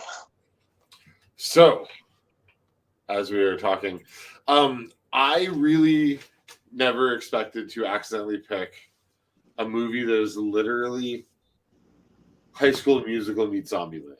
It was awesome. I texted you 2 minutes in. I had to pause it. I was so in love with it. I said, I can't believe you blind picked this. Yeah, like I had no faith in the blind picks because of your. I'll be right back. I'll be right back. Okay. Okay. I'll be right back. Okay. All right. All right. I'll call you back. Are you waiting for me to boot you? Yeah. All right, and that was Arnold's, everybody. A round of applause for him. But yeah, Anna and the Apocalypse. I just wish, though, the actual music was a bit better. I didn't really like... Some of the songs were great, but about at least half of them I was like, this is too tweeny or something. I don't know. Well, yeah, like, and that is the demographic, I guess. yeah. I think the demographic was not meant for us, but I can see the brilliance in what they wrote. Like, man, I was just so like I well, he watched it today. I watched it the other day, and I like brought Megan down, my wife, to watch just that scene where like it's after she has the rough night, and now it's like it's a new day, and I'm gonna take on the world. And all the pandemonium just happening in the background, and like all one take from her front door to the end of the street. The construction worker eating the baby, like it's just so graphically violent with what that James guy would call the Marvel aesthetic pasted over top. It's so bright and cheery and high school music-y, and just this brutality is happening behind her. I loved every minute of that scene. Like, it's coming, but it's like slow and gradual, and there's just a zombie once in a while, and they don't notice in the background. Yeah, like you get hints from like the in the car at the beginning, the newscaster on the radio is like, "Hey, there's a pandemic going on, and it may and as she's in the middle of saying reanimate, she's like, turn that off." So like you hear like reanimate. And then they start talking, and there's one in the school, and they don't notice because it's slow and stupid. But think about it, like, how would a high school actually react to this? Right, someone would start screaming at some point. If it was but like if it was just on the news, right? Like if that's where they were talking about what was happening and shit, like it would take a decent amount of time. Like students don't care; they're not watching CNN, they're not paying attention to the news. They're at school worrying about the things that these kids are worrying about, which is why the songs are such a wicked juxtaposition to the setting, the background of it all, like these just horrific zombies eating each other. I just realized they missed a big opportunity. The baby eating was awesome. I can't believe how excited I am about the baby eating. Like, she just ditches the fucking cart, like, or just ditches the stroller, like, fuck it, I'm out. And then the zombie just crawls over and eats the baby. I'm like, wow. Yeah, they just it was went for it. Like that. There's a lot going on in this movie. Yeah, sorry, they missed an opportunity to. Coral. One of the Walking Dead references to Coral. Coral. They should have worked it into a song or something. It was spoofing zombie stuff. Very true. That's my favorite. Cool. See, yeah, but I right away thought about llamas and hats. No, yeah, llamas and hats. No, something in hats. I'm not sure what you're talking about. It's this really weird cartoon on you from the early days of YouTube. And like this llama brings on the destruction of all mankind. But I can't say I know it's that. like, Carl. Oh wow, I feel like I need to get a clip of that, and I'm going to show you all of that when we're done tonight. Wherever you go, there you are. Well, why would you say it? Now we're going to play it. Thank you, James. No matter where you go, there you are. The only movie clip yet to make it into the show. Also, because we only recently started to do clips like that. You picked that of all things. And here's another style of video that we do around here where we open up new kinds of weed and stuff. And I'm just going to play one of our videos. So check this out, a bag opening of some Big Boss Venomoji.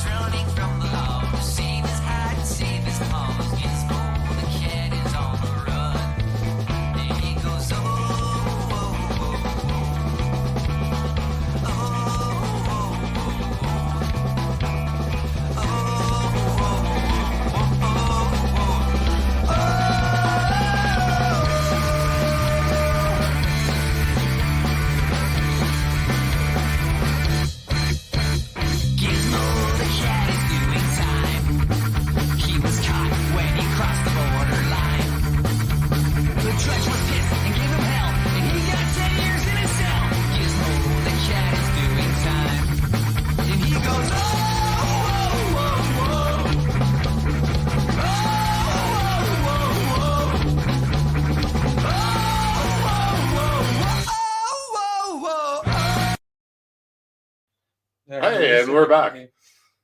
And all the products from our sponsors taste great. Yep. And we are back. We were just talking about Anna and the apocalypse. Oh, wait, we have... How obviously did they set up the drama teacher? Hey, what's up? Hey. Hey, what's up? What's up? How's it going? It's going. Kids are watching Shang-Chi right now. Sorry, came in a little bit late. That's no problem. Shang-Chi. We're not spoiling anything about current movies in theaters. Oh, of course not. I wouldn't. That's not where I wouldn't have started with that, anyways. But yes, that makes sense. And then right there with us, we got that James guy as well. How's it going tonight? Yeah, not bad. How are you, gentlemen? We are high. Hey, Zach, do you recognize my profile picture? It looks like an old flip phone, the Motorola. No, it's a blue barrel. It's the enemy of Worf. Oh, I'm pretty far from the monitor. Okay, I see it now. Enemy of War. I'm not sure what that is. Oh, is that from the start? Is that a Star Trek container? It's where he got the blue barrel, took him down and paralyzed him. It's the only enemy that could defeat Worf. You know, I put on shuffle play for all Star Trek episodes the other day because we've been talking about Star Trek, and that's the episode that came on. And as soon as it started bending, I'm like, I remember everything about this episode, and what a great episode it is. Yeah, it's a really good episode, except that a blue barrel is the one to take down Worf. Well, I mean, he survived, but you're right. Dude, I don't want to turn this into a Star Trek conversation, but I tried to watch Star Trek Lower Decks, and I had to turn it off. I haven't even given it a chance because, dude, it's not good. It's not good. The only thing that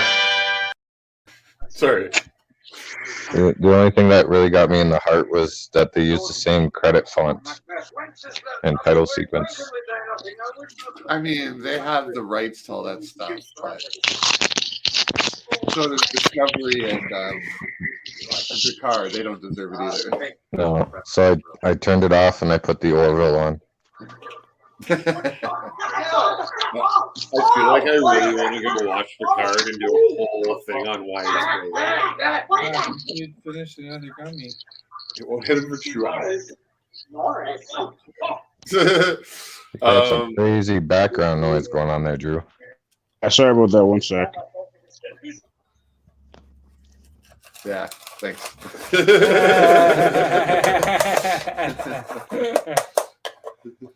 So back to our Star Trek show. Oh my god. You're going to go join that James guy on a whole evening of Star Trek conversation. Yeah, we should. I was thinking we should do it like December 30th or something. I don't know what your schedule is. Yeah, I can do that. Like, I'll sit with you and get stoned if you want to do it here. Oh, sure, yeah. No. He's got to do it at home with the TV in the background and no bongs in sight because it'll be on small screen. Oh, okay. Oh, there you go. Man. There you go. Cool. And you have to play Star Trek Lower Decks on the TV. You have to play Picard in the background the whole time.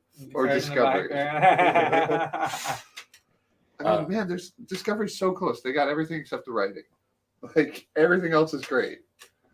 What else is there besides the writing? acting? Like, they got good set designs? Yeah, they got great characters. They got, like, the visuals, the effects, everything is super high budget. And then they just skip on the writers and write terrible science fiction that doesn't make sense.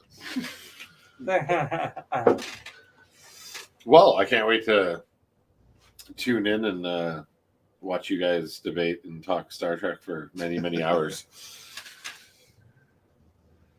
I'll watch it, but I mean, like, I have zero to add to that. It's so funny because it's such a big part of geek culture, and it's the one thing I'm completely on the outside of. It's its own bubble, like Dragon Ball Z, or which I can talk about. You can binge it. You know, you can binge The Next Generation, and I'm kind of envious that you get to start it from the beginning. So you should do that. Well, you should start in season 2. No, you have to experience season 1 to get the full story, especially the last season. He's gonna lose momentum and not want to keep watching. Okay, guys, no, you just give him. I saw the show. Yeah, just give him the warning that like it doesn't really get good for the first 3 seasons, but it's still entertaining, and you have to push through it, and then you'll be totally invested. And then when you come to the last episode, you'll be like, "Hot damn! I'm glad I watched the first 3 seasons." I would say start in season 2 and then go back and watch one once you're done. Yeah, his total pitch on it was that it's more a episodic. Yeah, Twilight Zone thing where it doesn't matter where I start. No, Zach is wrong as usual. TNG is more episodic. The other ones have more of them. You're not gonna get all good things come to an end if you don't watch the first episode. You need to watch the first 3 seasons. Unfortunately, you do, but you have to. You have to experience that journey. You only know the payoff of that because you've seen them so many times. You remember. You see the big picture. No, dude. I always start when I do a rewatch. I always start at season 3. But if you're watching for the first time, you gotta start season 1. That's law. Zach, you should know this. Okay, I'll give an example of if I was suggesting it to somebody, like Charmed. Yeah, I love Charmed. I just say it out loud. I own it. The first 3 seasons are bad. Shannon Doherty is just bad character on it. There's no real character building that matters. Everything starts at the first episode of season 4. And all the storylines that really matter start there, except for one that starts the season before, which is Dr. Doom from the Fantastic Four movies. Anyways, it doesn't matter now. But I still tell people, you're going to watch it for the first time, you have to watch the first 3 seasons. Get invested, see all the original spells, because they're inevitably going to get called back. And I'm sure TNG does the same thing inevitably. Yeah, but that's even a show that I would say is worth investing 3 seasons, although that sounds daunting. But what was the one you were saying, Charmed? Yeah. Yeah, you can't compare that to TNG. How many people at NASA are I'm here because of Charmed? Well, yeah, I highly doubt it caused a lot of people. Yeah, Charmed wouldn't really get people to go to NASA, given it's about magic and not about I just realized space travel. There's probably a lot of psychics out there. They're like, I got my psychic. I sell crystals online now because of Charmed. Which, nothing wrong with that. I need that clip. George Costanza and Seinfeld saying, but there's nothing wrong with that. There isn't. My Ryan, sister did that. I'm pretty high. All right. Drew, how you doing there? You're playing with that beard a lot. What's your opinion of Star Trek? Star Trek's, it's all right. I don't know. I've never really got into it, to be honest. It's I don't know. It was around the time like I discovered Star Wars and Star Trek around the same time, so I was like, Star Wars. But I don't know. They both have their own. They have their own. I don't know. Their own. I'm a wars person too, man. We're just no.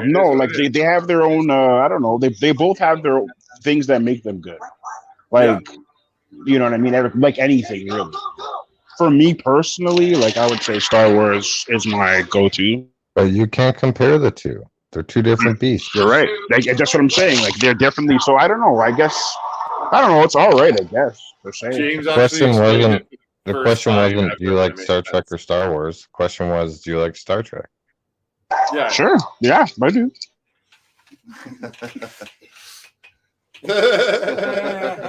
Hey Drew, just so you know, I come on here because I'm not producing my own show, so I just troll the whole time.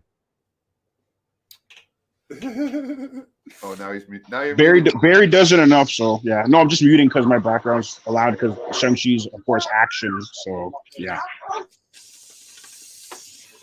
Shang-Chi. Shang-Chi. No, Shang.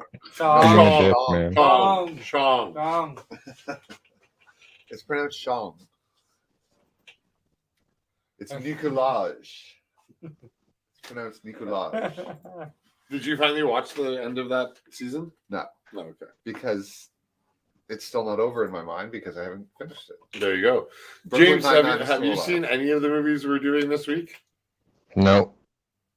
Really? Krampus, man. Krampus is lame. So is Buckaroo Banzai then. They're so similar. No, Zach, you're wrong as usual. You would have just been pushed off the stream if he was producing. He was like, click. Yeah. Actually, out of all three, James, I think the one that you should watch, and both of you, Anna and the Apocalypse. Especially if you've ever seen any of the really... Krampus is still better than that. As good as Anna and the Apocalypse is. Given his opinion of similar properties, I'm going to say no, he's not going to enjoy Krampus. Like, I really enjoy Krampus. I think everyone should watch it. All right, James, what's your favorite horror movie? A Christmas Story. Well, then you'd love Krampus. They have similar feel and style and tone. Beats. No, Yeah.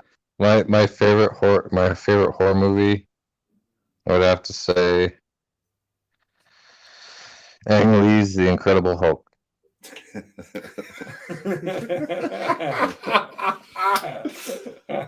Drew froze perfectly.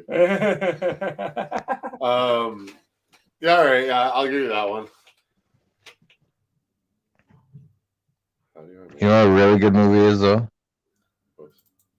What? Was it Daredevil with Ben Affleck, the director's cut? Well, yeah, I'm with you. Is there even a director's cut? I mean, next to Green Lantern. You were defending Green Lantern. I am right now. Green Lantern. Hi Ryan. Hey, how's it going? Drew threw up. How you feeling? Pretty good. Looking a bit green. Yeah, all right. Yeah. Are you green? I don't know. I don't think Looks it's like- quite. You look like you got the sweats. Can you breathe okay? Yeah. Just remember to breathe, Ryan.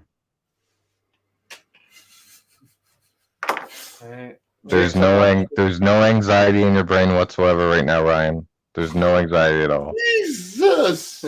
Wow.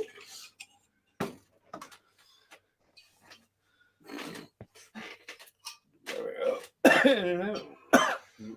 James should make a horror movie for stoners. That's what I'm trying to do right now.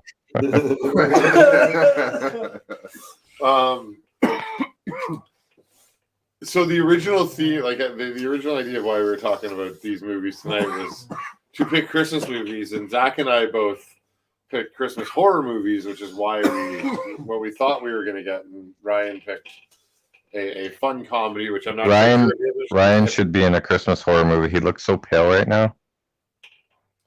Like you want him to be the killer? Yeah. Are you okay, Ryan? Can you breathe all right? Oh my god, could you just imagine him just stone faced the whole time, Stone and Ryan, but he's actually just killing people like like he just giggles walking around and just like smile. Yeah, like, and you're like, what the fuck, man? Stoner gets pretty far getting doing that. People don't even pay attention to that. Drew, what's your favorite horror movie? Later, guys. Did you just say goodbye? Oh, I guess he did. Anyone watching, you can check James out. That James guy at Small Screen and Geekosity, they run a bunch of great content on both sites and YouTube and Twitch and all the things and buttons. Thanks, James. Drew, what's your favorite horror movie? What's your favorite Christmas horror movie? Or seasonal horror movie? There's not movie? a lot of horror. There actually is. I don't know. I've never thought of it, to be honest. I have no idea. All right. Have you watched much Christmas horror? No. Oh, I'd say Black Christmas. Black Christmas was pretty messed up. The old one or the remake? There was like two. I think there's two remakes, right? There's two remakes and there's like the original. I don't know if there's two. I'd like to see another. Because I think there's the one. Yeah, there's one with like it's like a sororities. I think that came out more recent. That's the one I know. There's that one, but there's one before that one. Well, I only know of the original. You're saying there's a third? Yeah. So there's the original, then the one before the sorority one, and then the newest one, which is like the girl. The girl's the main focus, the blonde chick. But I would say, I guess it would be the first remake. I would think it's kind of weird. It's kind of messed up. You're right. There is a lot of Christmas horror. Jack Frost, Slay, Mrs. Krampus, apparently. Which now I just want to see that. Are you? Yeah, Krampus is kind of weird too. Krampus is kind of weird too. I love Krampus. Yeah, that is what we're. You've seen Krampus? Oh yeah, I've seen it. All right, well, we can. What's your favorite part of Krampus? And did you like it? What was your thoughts on it? The part where they're underneath the car. Yeah. And then that part where it's like, oh, it's gonna be a jump scare. You know it's gonna be a jump scare, and then it ends up being a jump scare, which is pretty. Yeah, I like that part though. That part's funny, and I think the part where like the toys come to life. That part is crazy. That part is weird. Oh, and like, see, like I've picked movies like Puppet Master and stuff. You're like, this is just ridiculously stupid. And I'm like, but how? But the same scene just done with new CGI, and it's so much better. The gingerbread men were terrifying. Someone got real high watching Shrek, and went, I got some fucked up ideas, boys. What extract do I want to smoke? So we have to figure out this week's festivities, as Christmas things may interrupt some of our plans, or at least my availability for plans. And we were asked. So I don't think I can go to your place Wednesday. Oh, no, that sucks. For the Matrix? Yeah, we've got a family thing with Megan's family that I thought was just in the afternoon. I didn't realize that it was going. Blasphemous! I know. Blasphemous! Are we all going to get together for the final episode of Hawkeye? What day is that? Wednesday.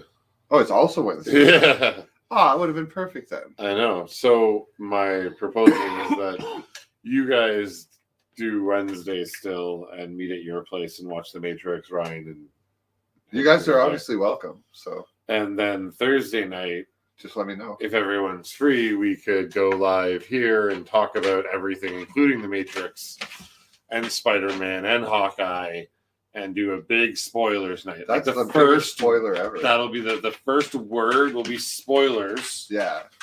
Matrix, Spider-Man, Hawkeye. Spoilers, spoilers, spoilers. Okay? Yep. That's going to be insane. That's going to be crazy. So it's going to be a long show. I think it's going to be a long show. I think we're going to have a lot to say. But yeah, I'm down for it. I'm down for it 100%.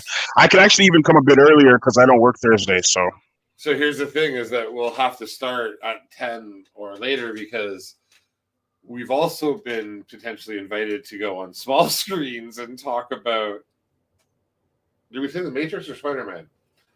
So long ago, and I was so high. Spider-Man, to do a Spider-Man spoiler with James and Edward, and Edward's in France, and he's like the British sounding dude that does all the small screens, like voiceover stuff. So yeah, it's going to be a big day of spoilers. So we're going to do a stream earlier in the evening to match up with France. And then do our stream. But the first stream has to be like when we did the one the other night where like no bongs and shit. So yeah, we're going to be jumping up on that. So yeah, that should be fun. And I don't know who's going to be available for that one. But yeah, we'll definitely still do the live Thursday night. We'll discuss that off camera for the exact timing, but I'd imagine around 10 we'll be able to go live. Give me a big night. Lots to talk about. So I will obviously watch Matrix when I get home that evening. So I can't talk to any of you after like 6 o'clock. So whenever you guys choose to get together, I'll be watching it much later. All right. And that's okay because I got to hang out with some family and have a good time, and then I'll come home and watch it entirely alone. I've actually had a copy of it for 2 or 3 days. Oh, when he said it, I just snapped. I'm like, I can't talk to him. I will be ripping him apart tonight. I watched about a minute and a half, and it was so bad.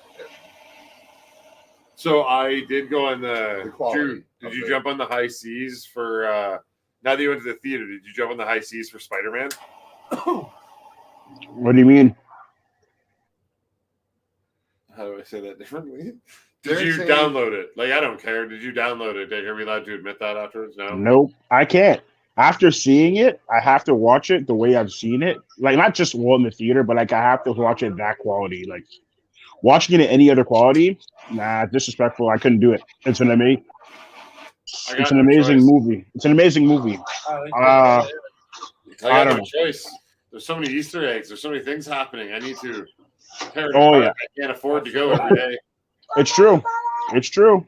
But I don't know.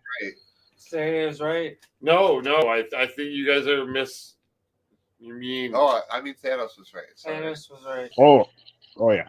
Because we'd never spoil anything. Ooh. But yeah, I'm excited for just the multiverse madness that's coming next in May. Yeah, that's going to be the next major direct inline Marvel property that affects the mainline universe. And we know nothing more about that than what we've been told by small things at D21 and shit. So, because we're not saying any spoilers. Oh yeah, Zach, did you see that? However, on Thursday we will spoil all so bad. We're gonna spoil so hard. We're spoil all over the place. We're just gonna be spoiling all over each other. Okay. There's gonna be so much spoiling. Okay. Remember we seen the new Morbius trailer in the theater? It was like a new one, right? Oh yeah. Drew, did you also see the new Morbius trailer? Yes, I did. Yes, I did. I thought it was. It's gonna be good, man. It's gonna be good, and definitely will give my ideas on it on Thursday when we start spoiling stuff, because might kind of ties into why certain things with Spider-Man. So I'm just gonna all I'm gonna say my ideas on that. It doesn't feel. It wasn't really that extended. Like, I feel like I saw most of that footage already in just like the basic trailer that came out for Sony Day or whatever. Oh yeah, for sure. And they don't add it. They didn't add enough to it for me to be like, yay. So, but like, it's still some things to talk about. Okay. Definitely. I was trying to hit this before. Again, thanks to that James guy for sending us that. That is awesome. We need one for like, we need one with the X-Men theme in it. But tonight we are talking about Krampus. Krampus. Are we? We're talking about everything. Yeah, that's true. I always end up trying to bring us back to these movies. But Drew, have you seen A Very Heralded Kumar Christmas?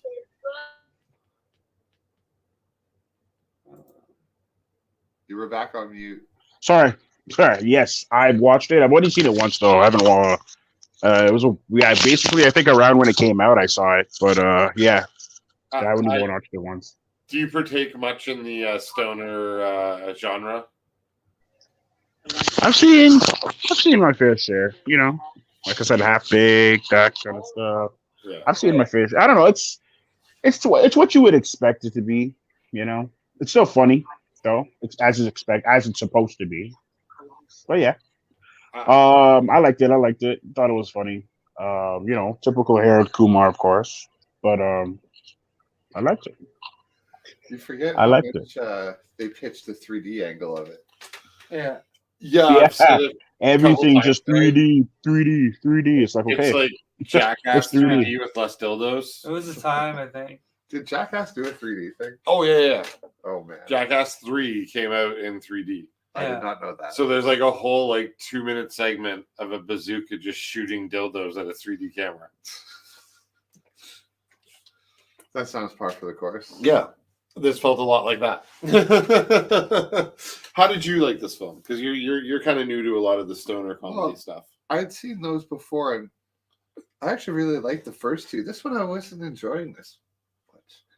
It made me very anxiety ridden, and it's like you were saying earlier, where his wife is just being mean to him, and yeah, she totally did not help him at all.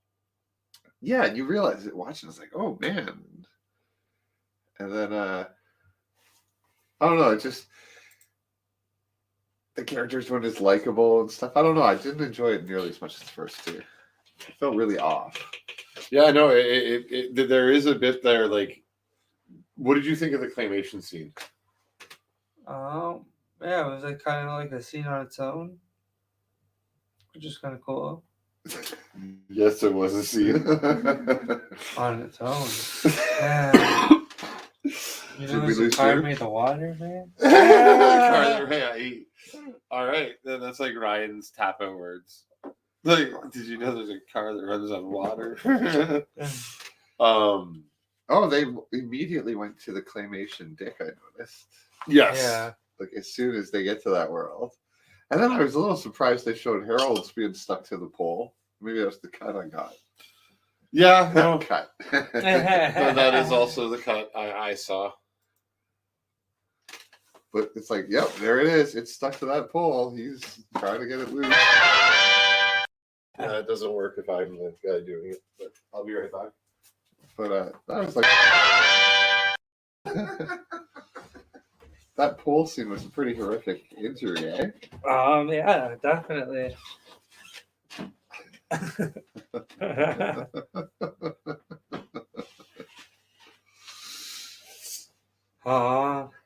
You're king of the castle now. What? So yeah, what did you think of Spider-Man? We're not talking about it. We can't talk about it. Spoilers and stuff. Plus, I'm only half done. No, yeah. Oh man, the version I'm watching. Yeah. Keeps going out of focus and stuff. And I don't know how you do it. Because, okay, you remember you watched Carnage? Yeah. So that, what would you give that Cam out of 10? That one you watched? When I watched, it was HD though. When I watched. Yeah, but remember, you and Barry watched a copy early. Yeah, it was like SD, so it wasn't that bad. It wasn't cam version. Right. So the thing I've got is a little bit less than that, and it's in a theater. So.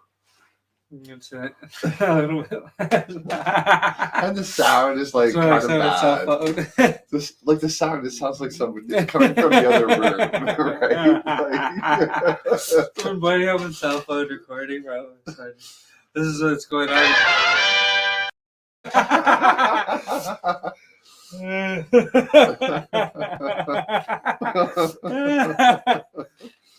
Yeah, this is a stoner channel for sure. Oh, yeah. Like, I guess those gummies are kicking in. Oh yeah. Took about an hour or so. Oh man, I forgot. I got some new crumble for us to try and a bunch of stuff better for the new Matrix. You know what? We're on Twitch, man. I found this new person on Twitch. I'd heard about them for a while. They're called Goat vs. Fish. Yeah. A couple people reference them. They're like, "Oh, go check out Goat vs. Fish. Go check them out." So I finally did after months. There's insane people on Twitch that just make a living being insane. It's insane. It's insane, everybody. Insane. But yes, Well, now I'm recommending. I mean, just for the novelty of someone who figured, why do I have this bar? That's not mine. Oh, yeah, you're about Yeah, I really need another hit,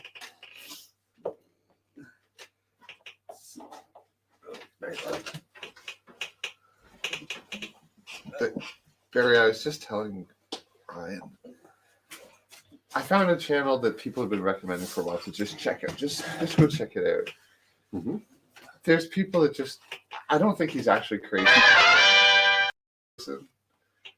And he just makes a living, and people are donating money and subscribing. And he's called Goat vs. Fish, and he's just like, oh, Goat vs. Fish, Goat vs. Fish. Oh, we got the verses. Oh, are you Team Goat or are you Team Fish? Oh, Zazila.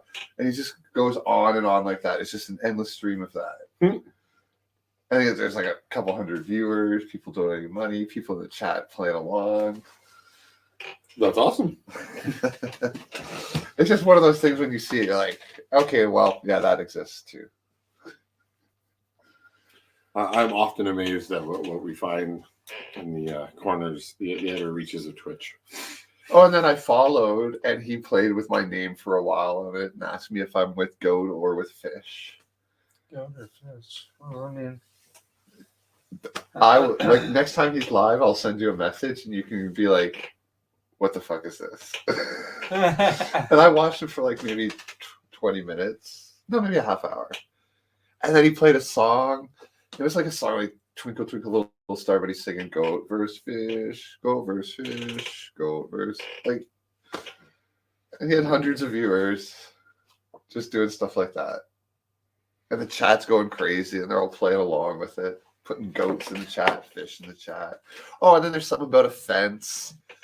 And he had all these things, like random ideas that would pop. And they were like parts of the chat. Like they're obviously a large community that likes this kind of stuff and knows all the inside jokes. And they're all completely meaningless, as far as I could tell. Like there's nothing about it that makes sense that he's doing. All right, well, something like yeah, that's what James said earlier about Thursday. I started. Cool. So that I could look at it again. But yes, this guy's he's not a crazy person, but he spends several hours a day pretending to be a crazy person, which when you start spending that much time doing it, is that your life or are you just crazy now? Yeah. He's crazy. So what do you think's gonna happen in the Matrix? Well, I don't even like to talk about the spoiler idea that you gave me because it seems plausible. Well, that's why you're making it. I was segueing because of what you were talking about. The crazy person? Yeah. And let's talk about Goat vs. Fish. Thought of being based on what you're doing. So I see what you're saying now, yeah. Is Neo really a rebel or a leader, or is he just a battery? Playing a scenario to be honest, no matter I still haven't really seen any of the trailers at all. Like I've seen him he's talking to a therapist or something. Okay, so take away what you've seen and what you haven't seen. And based on the 3 films you've watched, where would you go next? Well, I would fix it the only way you can fix it, which How is is that? to add another layer. So you'd want a layer to retcon To retcon the parts everything. you didn't like of the second and third. Well, movie. stuff doesn't even make sense. Like when he's controlling, like, what kind of bullshit is this? Where he grew wireless connectors in his spine so that he can control the squiddies in the real world. It's like, no, he's in another layer and he's just tapping into that. Well, And it couldn't they makes just be perfect playing into the evolution and growth of human consciousness while attached to machines for generations? You don't grow 45 or whatever the number is, I forget, 44 hertz G wireless. Like that. All right, point Jump taken. to those. That does not happen. Point taken. Point taken. But Oh my God, is that the result of 5G? We can control the drones. I was referencing the network protocol, which is actually up to N now. It's just the one I have at home. It's an old. No, mine's N now. My booster's in the garage. I'm messing up the protocol name of the actual. Yeah, I understood. But he doesn't grow that. But if he's in another layer, then he's just the one still, and he's just controlling them the same way he controls Smith. Or what if nobody else is real in that scenario but him? Each person gets their own Yeah, you could do that too. Sims world. So But he's still in this. in mine, I'm Neo. Yeah. In yours, you're Neo. In yours, you're That's a Neo. good one. I would And like then that. that's when oh my God. When the architect's talking about needing to round off that one, it doesn't make sense that all of mankind's need for choice would be sated in the culmination of the one. And that's what they're trying to say, is that by Neo existing, it sades all of our want to choose. You know what I mean? That's the explanation in there. So like, it would make more sense if each one of us just had that same talk with the architect, went through the same rebellion, like, you know what I mean? I'll be surprised if they go that route, but it is a cool idea worth exploring. But I just don't know enough about it yet. But it is cool. Yeah, because each person could have their own little world. They're all playing single player. They just think they're Exactly. Like why like nobody wants to be the NPC. And they could write in something about somehow, say we're everyone's the one. Somehow we connect and we can pull each other into each other's simulations. Or there's a shared core, because you actually use shared memory if you can. Oh, the base world simulated is shared by everyone, but once in a while, a couple of the ones connect. And that's Trinity and Neo, you know? They're two ones that. Well, I mean, you're kind of touching on something that makes me that like the trailer supports that idea, and I hadn't thought about it that way before. That they're pulling each other into each other's Like, reality. Yeah, to explain a scene in the trailer that doesn't really have an explanation otherwise. Well, see, I haven't picked it apart, and you already spoiled one other part.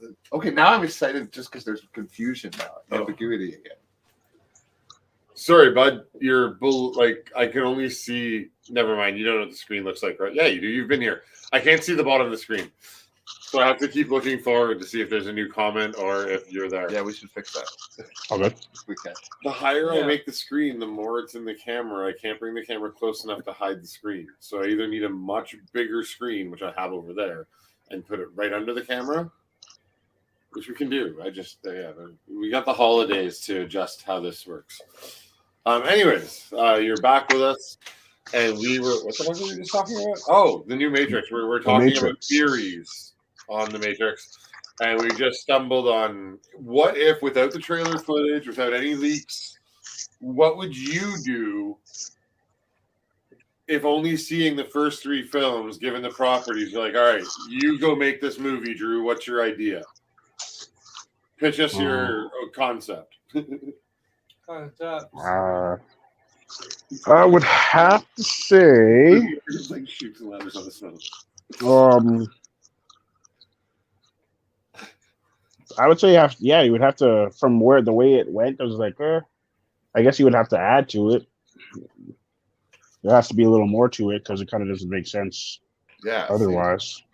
Yeah. That man is playing Shoots and Ladders. This man, Like- this man is literally watching us in the top corner of his screen And playing Shoots and Ladders. Like, I don't think I can get it up close enough, but this screen, no, it's going to be reflective. But that screen has Shoots and Ladders. Well, he's trying to, like, I wish we could at least. Oh, wait. All right, I got ate by a snake. Hey, if you go Ryan, if you go to the link. What? Oh, I don't know if he can share his screen. It'd be hilarious if it's just Ryan There's probably sharing his screen. Yeah. But anyways, we are talking about the Matrix potential theories. When Tony Stark calls out that person for playing Galaga in the Avengers, I think it's the Avengers. Yeah, it's the first Avengers movie.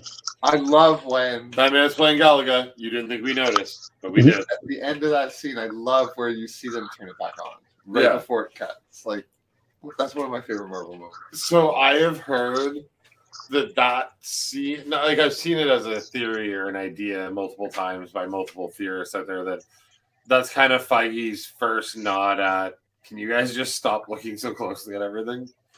Because it's like you didn't think we'd see it, but we did. Because you'd have to really pause everything to see that the guy, because you can see it in plain sight as he walks by that he's playing Galaga. So, I mean, I think that's more of a nod towards us. You look too deeply at shit. Stop it, please, so we can finally make a surprise. Well, you're doing it right now. I know. I didn't say some of this wasn't self-referential. I understand that I'm part of the problem. Drew, you know you're part of the problem. Hey, just because I look at stuff, I don't spoil stuff. I just look at stuff. Oh, I'm not talking about spoiling. We're just talking about that we're part of the. Oh, the digging, and oh yeah, the theorists, the. Oh yeah. Looking at it 300 times to find that new hint or see a new angle. Oh yeah, for sure. How many watches are you on Shang-Chi?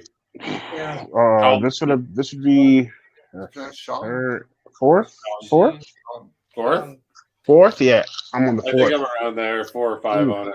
Have you rewatched Black Widow? Yeah, same. I haven't yet. Nope. I got halfway through it the other day. I'll finish it. But you could just put on Shang-Chi again. You could. You could. Or you even definitely could. Even Carnage. I don't know how many more times I'm ever. Yeah. Carnage. I got. It's better than Widow. All right, again, we'll say spoilers. It is. Still it definitely is better than Widow. Yeah. I'll give it that. Yeah, but Widow's like low on the scale. Widow at least introduces us to new characters that I care about. True. Carnage introduced me to 2 great characters and then fucking killed them. Yeah. Spoilers. Would you watch the Eternals again? Huh? I'd watch the post credit again. Hey, do we want to get that much and watch it? So when you saw the movie we're going to be talking about Thursday, you've seen the cam version. Were you able to eat snacks? Is it bad? I'll be honest. I finished all my stuff right before it started. No, I mean, so when we went today, we weren't allowed to take our masks off, and we're not going to talk about anything politicized here. I'm just reporting on the condition and the restrictions in the theater we went to, and it was that of which you could not take your mask off, and they would not allow you to drink water or bring in anything. That's new location, right? New location? That was the South End location and the North End location as of yesterday. Wow. And move on from this topic because we do not talk about this stuff. I'm just reporting on the specifics of the regulations in place. That is pretty crazy. Opinion. You know what I was mad about? I'm going to say one thing that I have a gripe with. I have a gripe with the fact tiptoeing, motherfucker. Yeah. That they literally advertised they had Spider-Man cuffs with toppers, and then they didn't have any. I was frustrated. I'm very upset about that. I'm so mad. There was nothing on any of the shelves, period. I'm so upset. Like, I wasn't allowed to buy anything. That's crazy. Yeah. Wow. You can't. That's where they make all their money. That's super weird. It's like so you just can't I don't We know. will That's weird. talk about what was observed Oh, yeah. on the screen on Thursday, which is the important part that we've all been waiting for. Oh yeah. And of course, and I don't even, you haven't gotten all the way to the end, and I'm not sure anybody else has there, and I'm not going to spoil it, but like in this case, and we'll talk about the validity of what a post-credit scene is versus a fucking trailer. Oh, by all means. I knew that. I knew that was. Oh, I knew that. I knew that was coming up. Oh, Okay, I knew that was coming up. Oh yeah. And Oh, I don't think I'm alone in this opinion, but we're going to talk about the difference between a fucking post-credit scene and trailer. Oh yeah.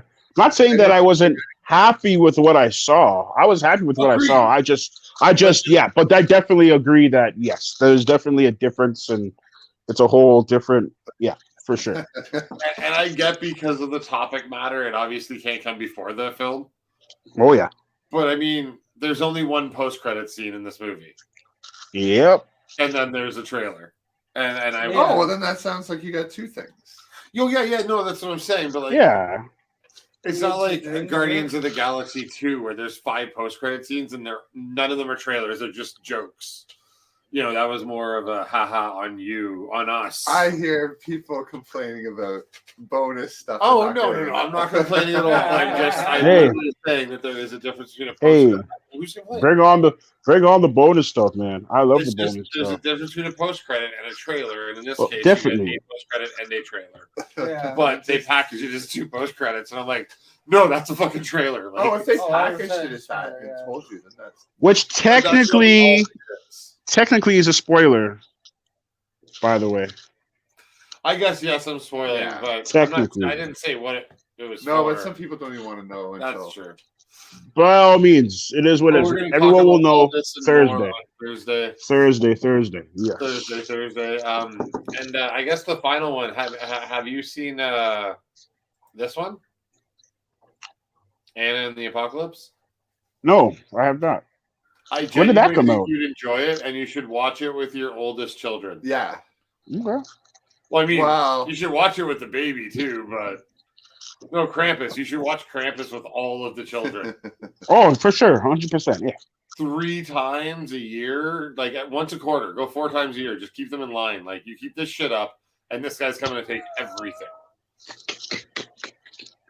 But I think you should check this one out, and you could watch it with the older kids and your wife. It is totally a date night movie. I've seen it once, and I'm going to watch it with my wife before Christmas again. But it's gory. Yeah. Like there's zombies. That's okay. Oh yeah. Graphic. Like, if I can describe it again, it is literally High School Musical meets Zombieland. I can't give a better description. I don't think. Is that not an apt description? And Walking Dead, and that's funny. Okay. All right. Definitely will check it out for sure. For sure. I quite liked it, and normally I wouldn't like movies like that, but it was really good. That's right. Hey, oh man. You should definitely watch this movie. What else do I have queued up here? There's no reason to have this up at all. Stop with the fucking... No. Besides that, they announced a week and a half ago that he will be canon in the MCU eventually. Yes, he will. This man was made canon in the last episode of Hawkeye. Yeah. Yes, he was. Yes, he Spoiled was. already on this channel. So, and remember, Thanos was right. I'm gonna pull this off solo view. Sorry, I'm just there you go. Exit solo view. Sorry. I'm also learning the panel as we go. Yeah. So I think this is a good plan this week. And if you guys wish to go live on Wednesday for your reaction, just figure out the volume thing. What volume thing? Yeah. You're gonna go live while watching The Matrix. You can't really broadcast the entire audio of the movie. Yeah, there might be a little bit of legal things with that, but HBO Max, Disney, kind of sort of HBO, Disney, Healthcare Max. It's okay, Plus Drew. I'm a really good lawyer. There you go. Oh man. Oh. But yes. And if you go to liftedlachance.com/staylifted, which I should totally have a banner for this, not just the picture, you can grab and order one of these Stay Lifted Hawkeye shirts. And I guess we should put up other shirts soon, but I just haven't gotten to it. We will after Christmas. Matrix predictions, though. Yeah, so as we were talking about just before you joined us again, I kind of had the idea that maybe the Matrix, everyone could have their own Matrix. Like, your Matrix, you'd be Neo. My Matrix, I'd be Neo, because the idea that we all would be okay with Neo making the choice for all of us versus... Okay. I can see that. And everything Neo experienced, he was the only real one. We were just seeing it from his point of view. Yeah. Wow. Okay. So but that also explains, and I'm not, because Zach hasn't seen the trailer, but I expect most people have seen the trailer. That totally explains the diner scene and why Trinity looks weird. Right? Like when she, I don't want to wreck it because he doesn't want to. Zach doesn't want to know. Yeah, like that explains part of the trailer as well. But I cannot wait to. Man, see, you're so excited. I wish we were watching. I wish I didn't have to leave you guys that night. But yes, Zach, send your information so I can get to your place, because I'm definitely 100% down.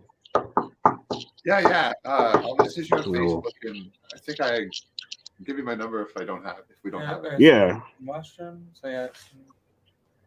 Oh, Ryan and I were talking about doing a 7-hour stream where we were going to eat mushrooms and watch all 3 Matrix movies. I'm down. One Matrix. I am down for the Matrix watching for sure. I'm not going to engage. But okay, well, if you wanted to take large amounts of drugs and watch 3 movies and talk about them while watching them, yes, I think that'd be a fun idea. I think it would be cool to watch those movies. Yeah, you can do regular edibles. We won't force anything stronger on you. Interestingly, there were 6 of us that saw The Matrix in theaters when it came out, and I'm still friends with them, and they've all taken the blue pill, and I'm the only one that's taken. I think one of them might have taken the red, but he's staying quiet. Your coding is not as hidden as you think it is. Well, of course it is. Like, to the algorithm, it's completely... No, the algorithm would understand that. As would anyone watching. No. But I hope someone reminds me this week, but I think we need a cutout of the blue pill for the back wall. Yeah. Of the blue? Of the blue pill, of course. Oh, just to say, hey, we're on Team Blue? No, just it'll make more sense. You didn't watch the trailer. No. So I mean, so Drew and Ryan understand why I want a big blue pill back there. It'd just be funny. Okay. Well, 2 more days. Oh, I'm so excited. Yeah. I will watch it that night so we can remain being friends and not have to have a gap, because Drew and I couldn't talk for 3 days. Yeah, that's pretty rough. It was pretty rough. Like, we sometimes don't talk for 3 or 4 days at a time, and it's just because we're busy or something. Like, when you can't, I'm just like, man, I want to message Drew because that was rough. Yeah, we're all caught up at least. We can chat in real life about shit again. Not on the stream, but we can chat about shit again. There was 4 people on my friends list that I keep getting messages from, like, hey, you seen it yet? You been yet? You seen it yet? Oh, to change the subject. Yes. Are we picking movies for next week? And is there a theme? Like Christmas or something? I mean, next Monday will be the day after Boxing Day. Okay, so then it's Christmas is over. I mean, we did Halloween the week after Halloween also, but I noticed. Ryan, what's your pick for next week? No, we're not actually doing Arnold. Yeah, there's no theme. Collateral damage? You don't have to pick an Arnold movie. And You it doesn't have to can be take 30 your years time. old. Alright, I'll take my time.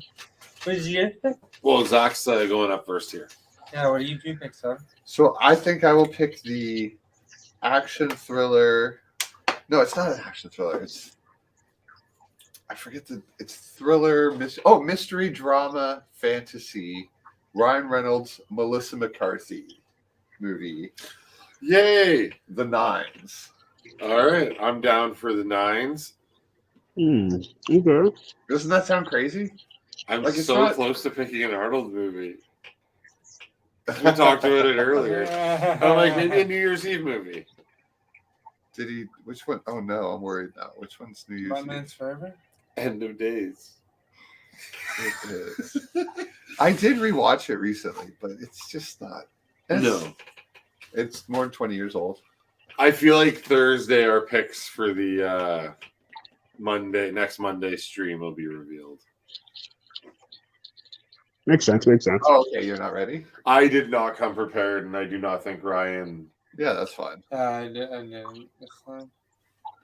Well, we're covering so much stuff this week. I kind of forgot to prep for that because I've been also watching. Oh, Drew, do you watch Archer? No, I do not. Okay, never mind. Am I the only Archer fan? Yeah. Yeah. In the world. Yeah, in the world. Well, if your Matrix theory is right, you're the only one in your world, and therefore the only fan.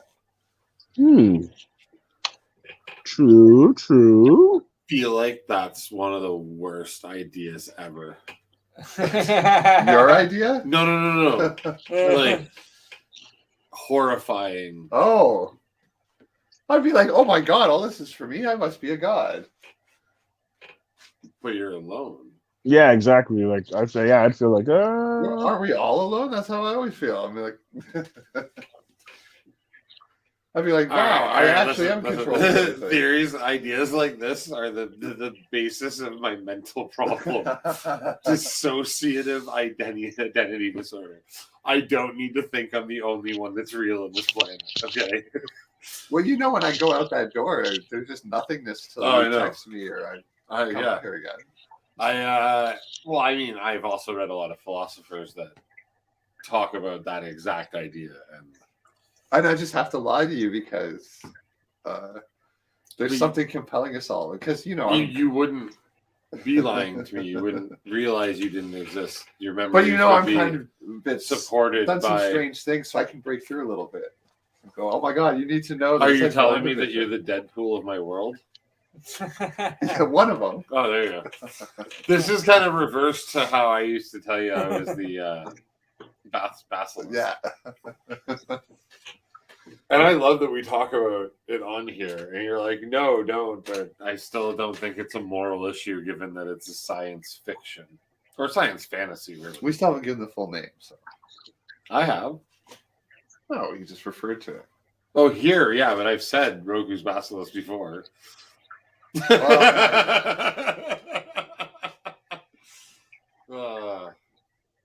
I go with Kyle Hill's measurement of it that if you don't believe it's possible, then there's no moral reason to not talk about it. But I understand the philosophical idea that if we talk about it, we may force that it happens. And hey, if I somehow, by me talking about it, forced it to happen, it would just reward me in the end, wouldn't it? Even if that talking was to disprove it. Part of the problem is we don't know its criteria for how much is enough.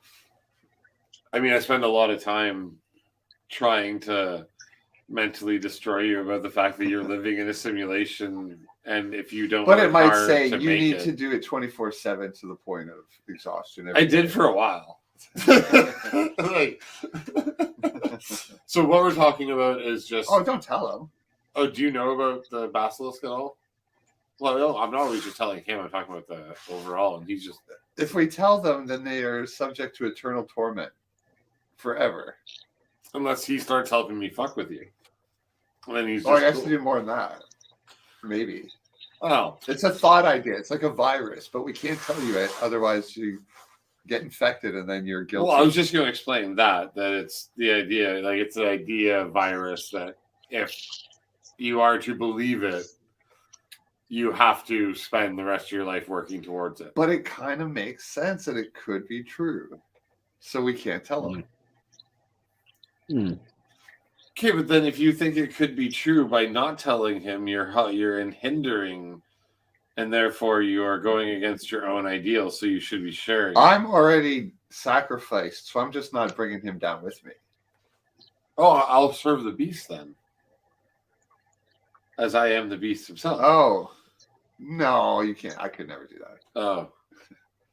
No, I don't believe any of this, and it's a really fun thought thing. So if you ever want to look it up, feel free to look it up. Don't look it up. I think it's worth looking up to think about. And a lot of philosophy channels and physics channels have actually talked about it. Just don't look it up. And it's really fun. Don't tell them the name. I've already said it. I literally said it earlier. Okay, so don't go back in the stream and look it up. How about that? Don't think about elephants. Don't think about elephants. Don't think about elephants. Like, I'm thinking about elephants. I'm thinking about elephants. Just fucking stream and go see what the fuck Roku's basilisk is. Stop it. The first time I brought it up because I needed to say it, but now you're. But I mean, these are some of the most hit videos on YouTube for some of these channels that cover it. Like, it's we're sacrificing the world for YouTube views. Oh my god, I didn't think about it that way. Jesus. How you doing, bud? Good. All right. I think we're gonna get close to one of those last bongo times. Drew, I really appreciate you joining us. Of course, of course. He will be in person Thursday, and somebody from this channel at some point after 10 will be live. I'm not sure if it'll be you guys at your place or if when I get home I just do a live getting high for a half hour. But we will never leave Wednesday a gap. If nothing else, I'll just talk about Hawkeye on my own. Thursday, join us for a little later. I think Drew's frozen, so I'm going to remove him there. I'll be watching Fantastic Plastics. When? Wednesday that time. I'm just kidding. No. I'm just kidding. Yeah, if you really want to be entertained, you can check out Fantastic Plastics at 10 o'clock on Wednesdays. I think they start much earlier, but they'll be on still. I mean, you can check them out, and then if you feel like being much less entertained, you can jump to us at 10. Or if you just want to be really high and then go back to them, we're a great place to prep. He is still frozen down here, so I just want to add to this. Oh, damn it. I thought it would bring him up. Anyways, Ryan, anything you want to say to them? Happy bongos in a merry bongo year. All right. Well, thank you, everybody. We'll see you Wednesday and Thursday. And remember, stay tuned and stay lifted.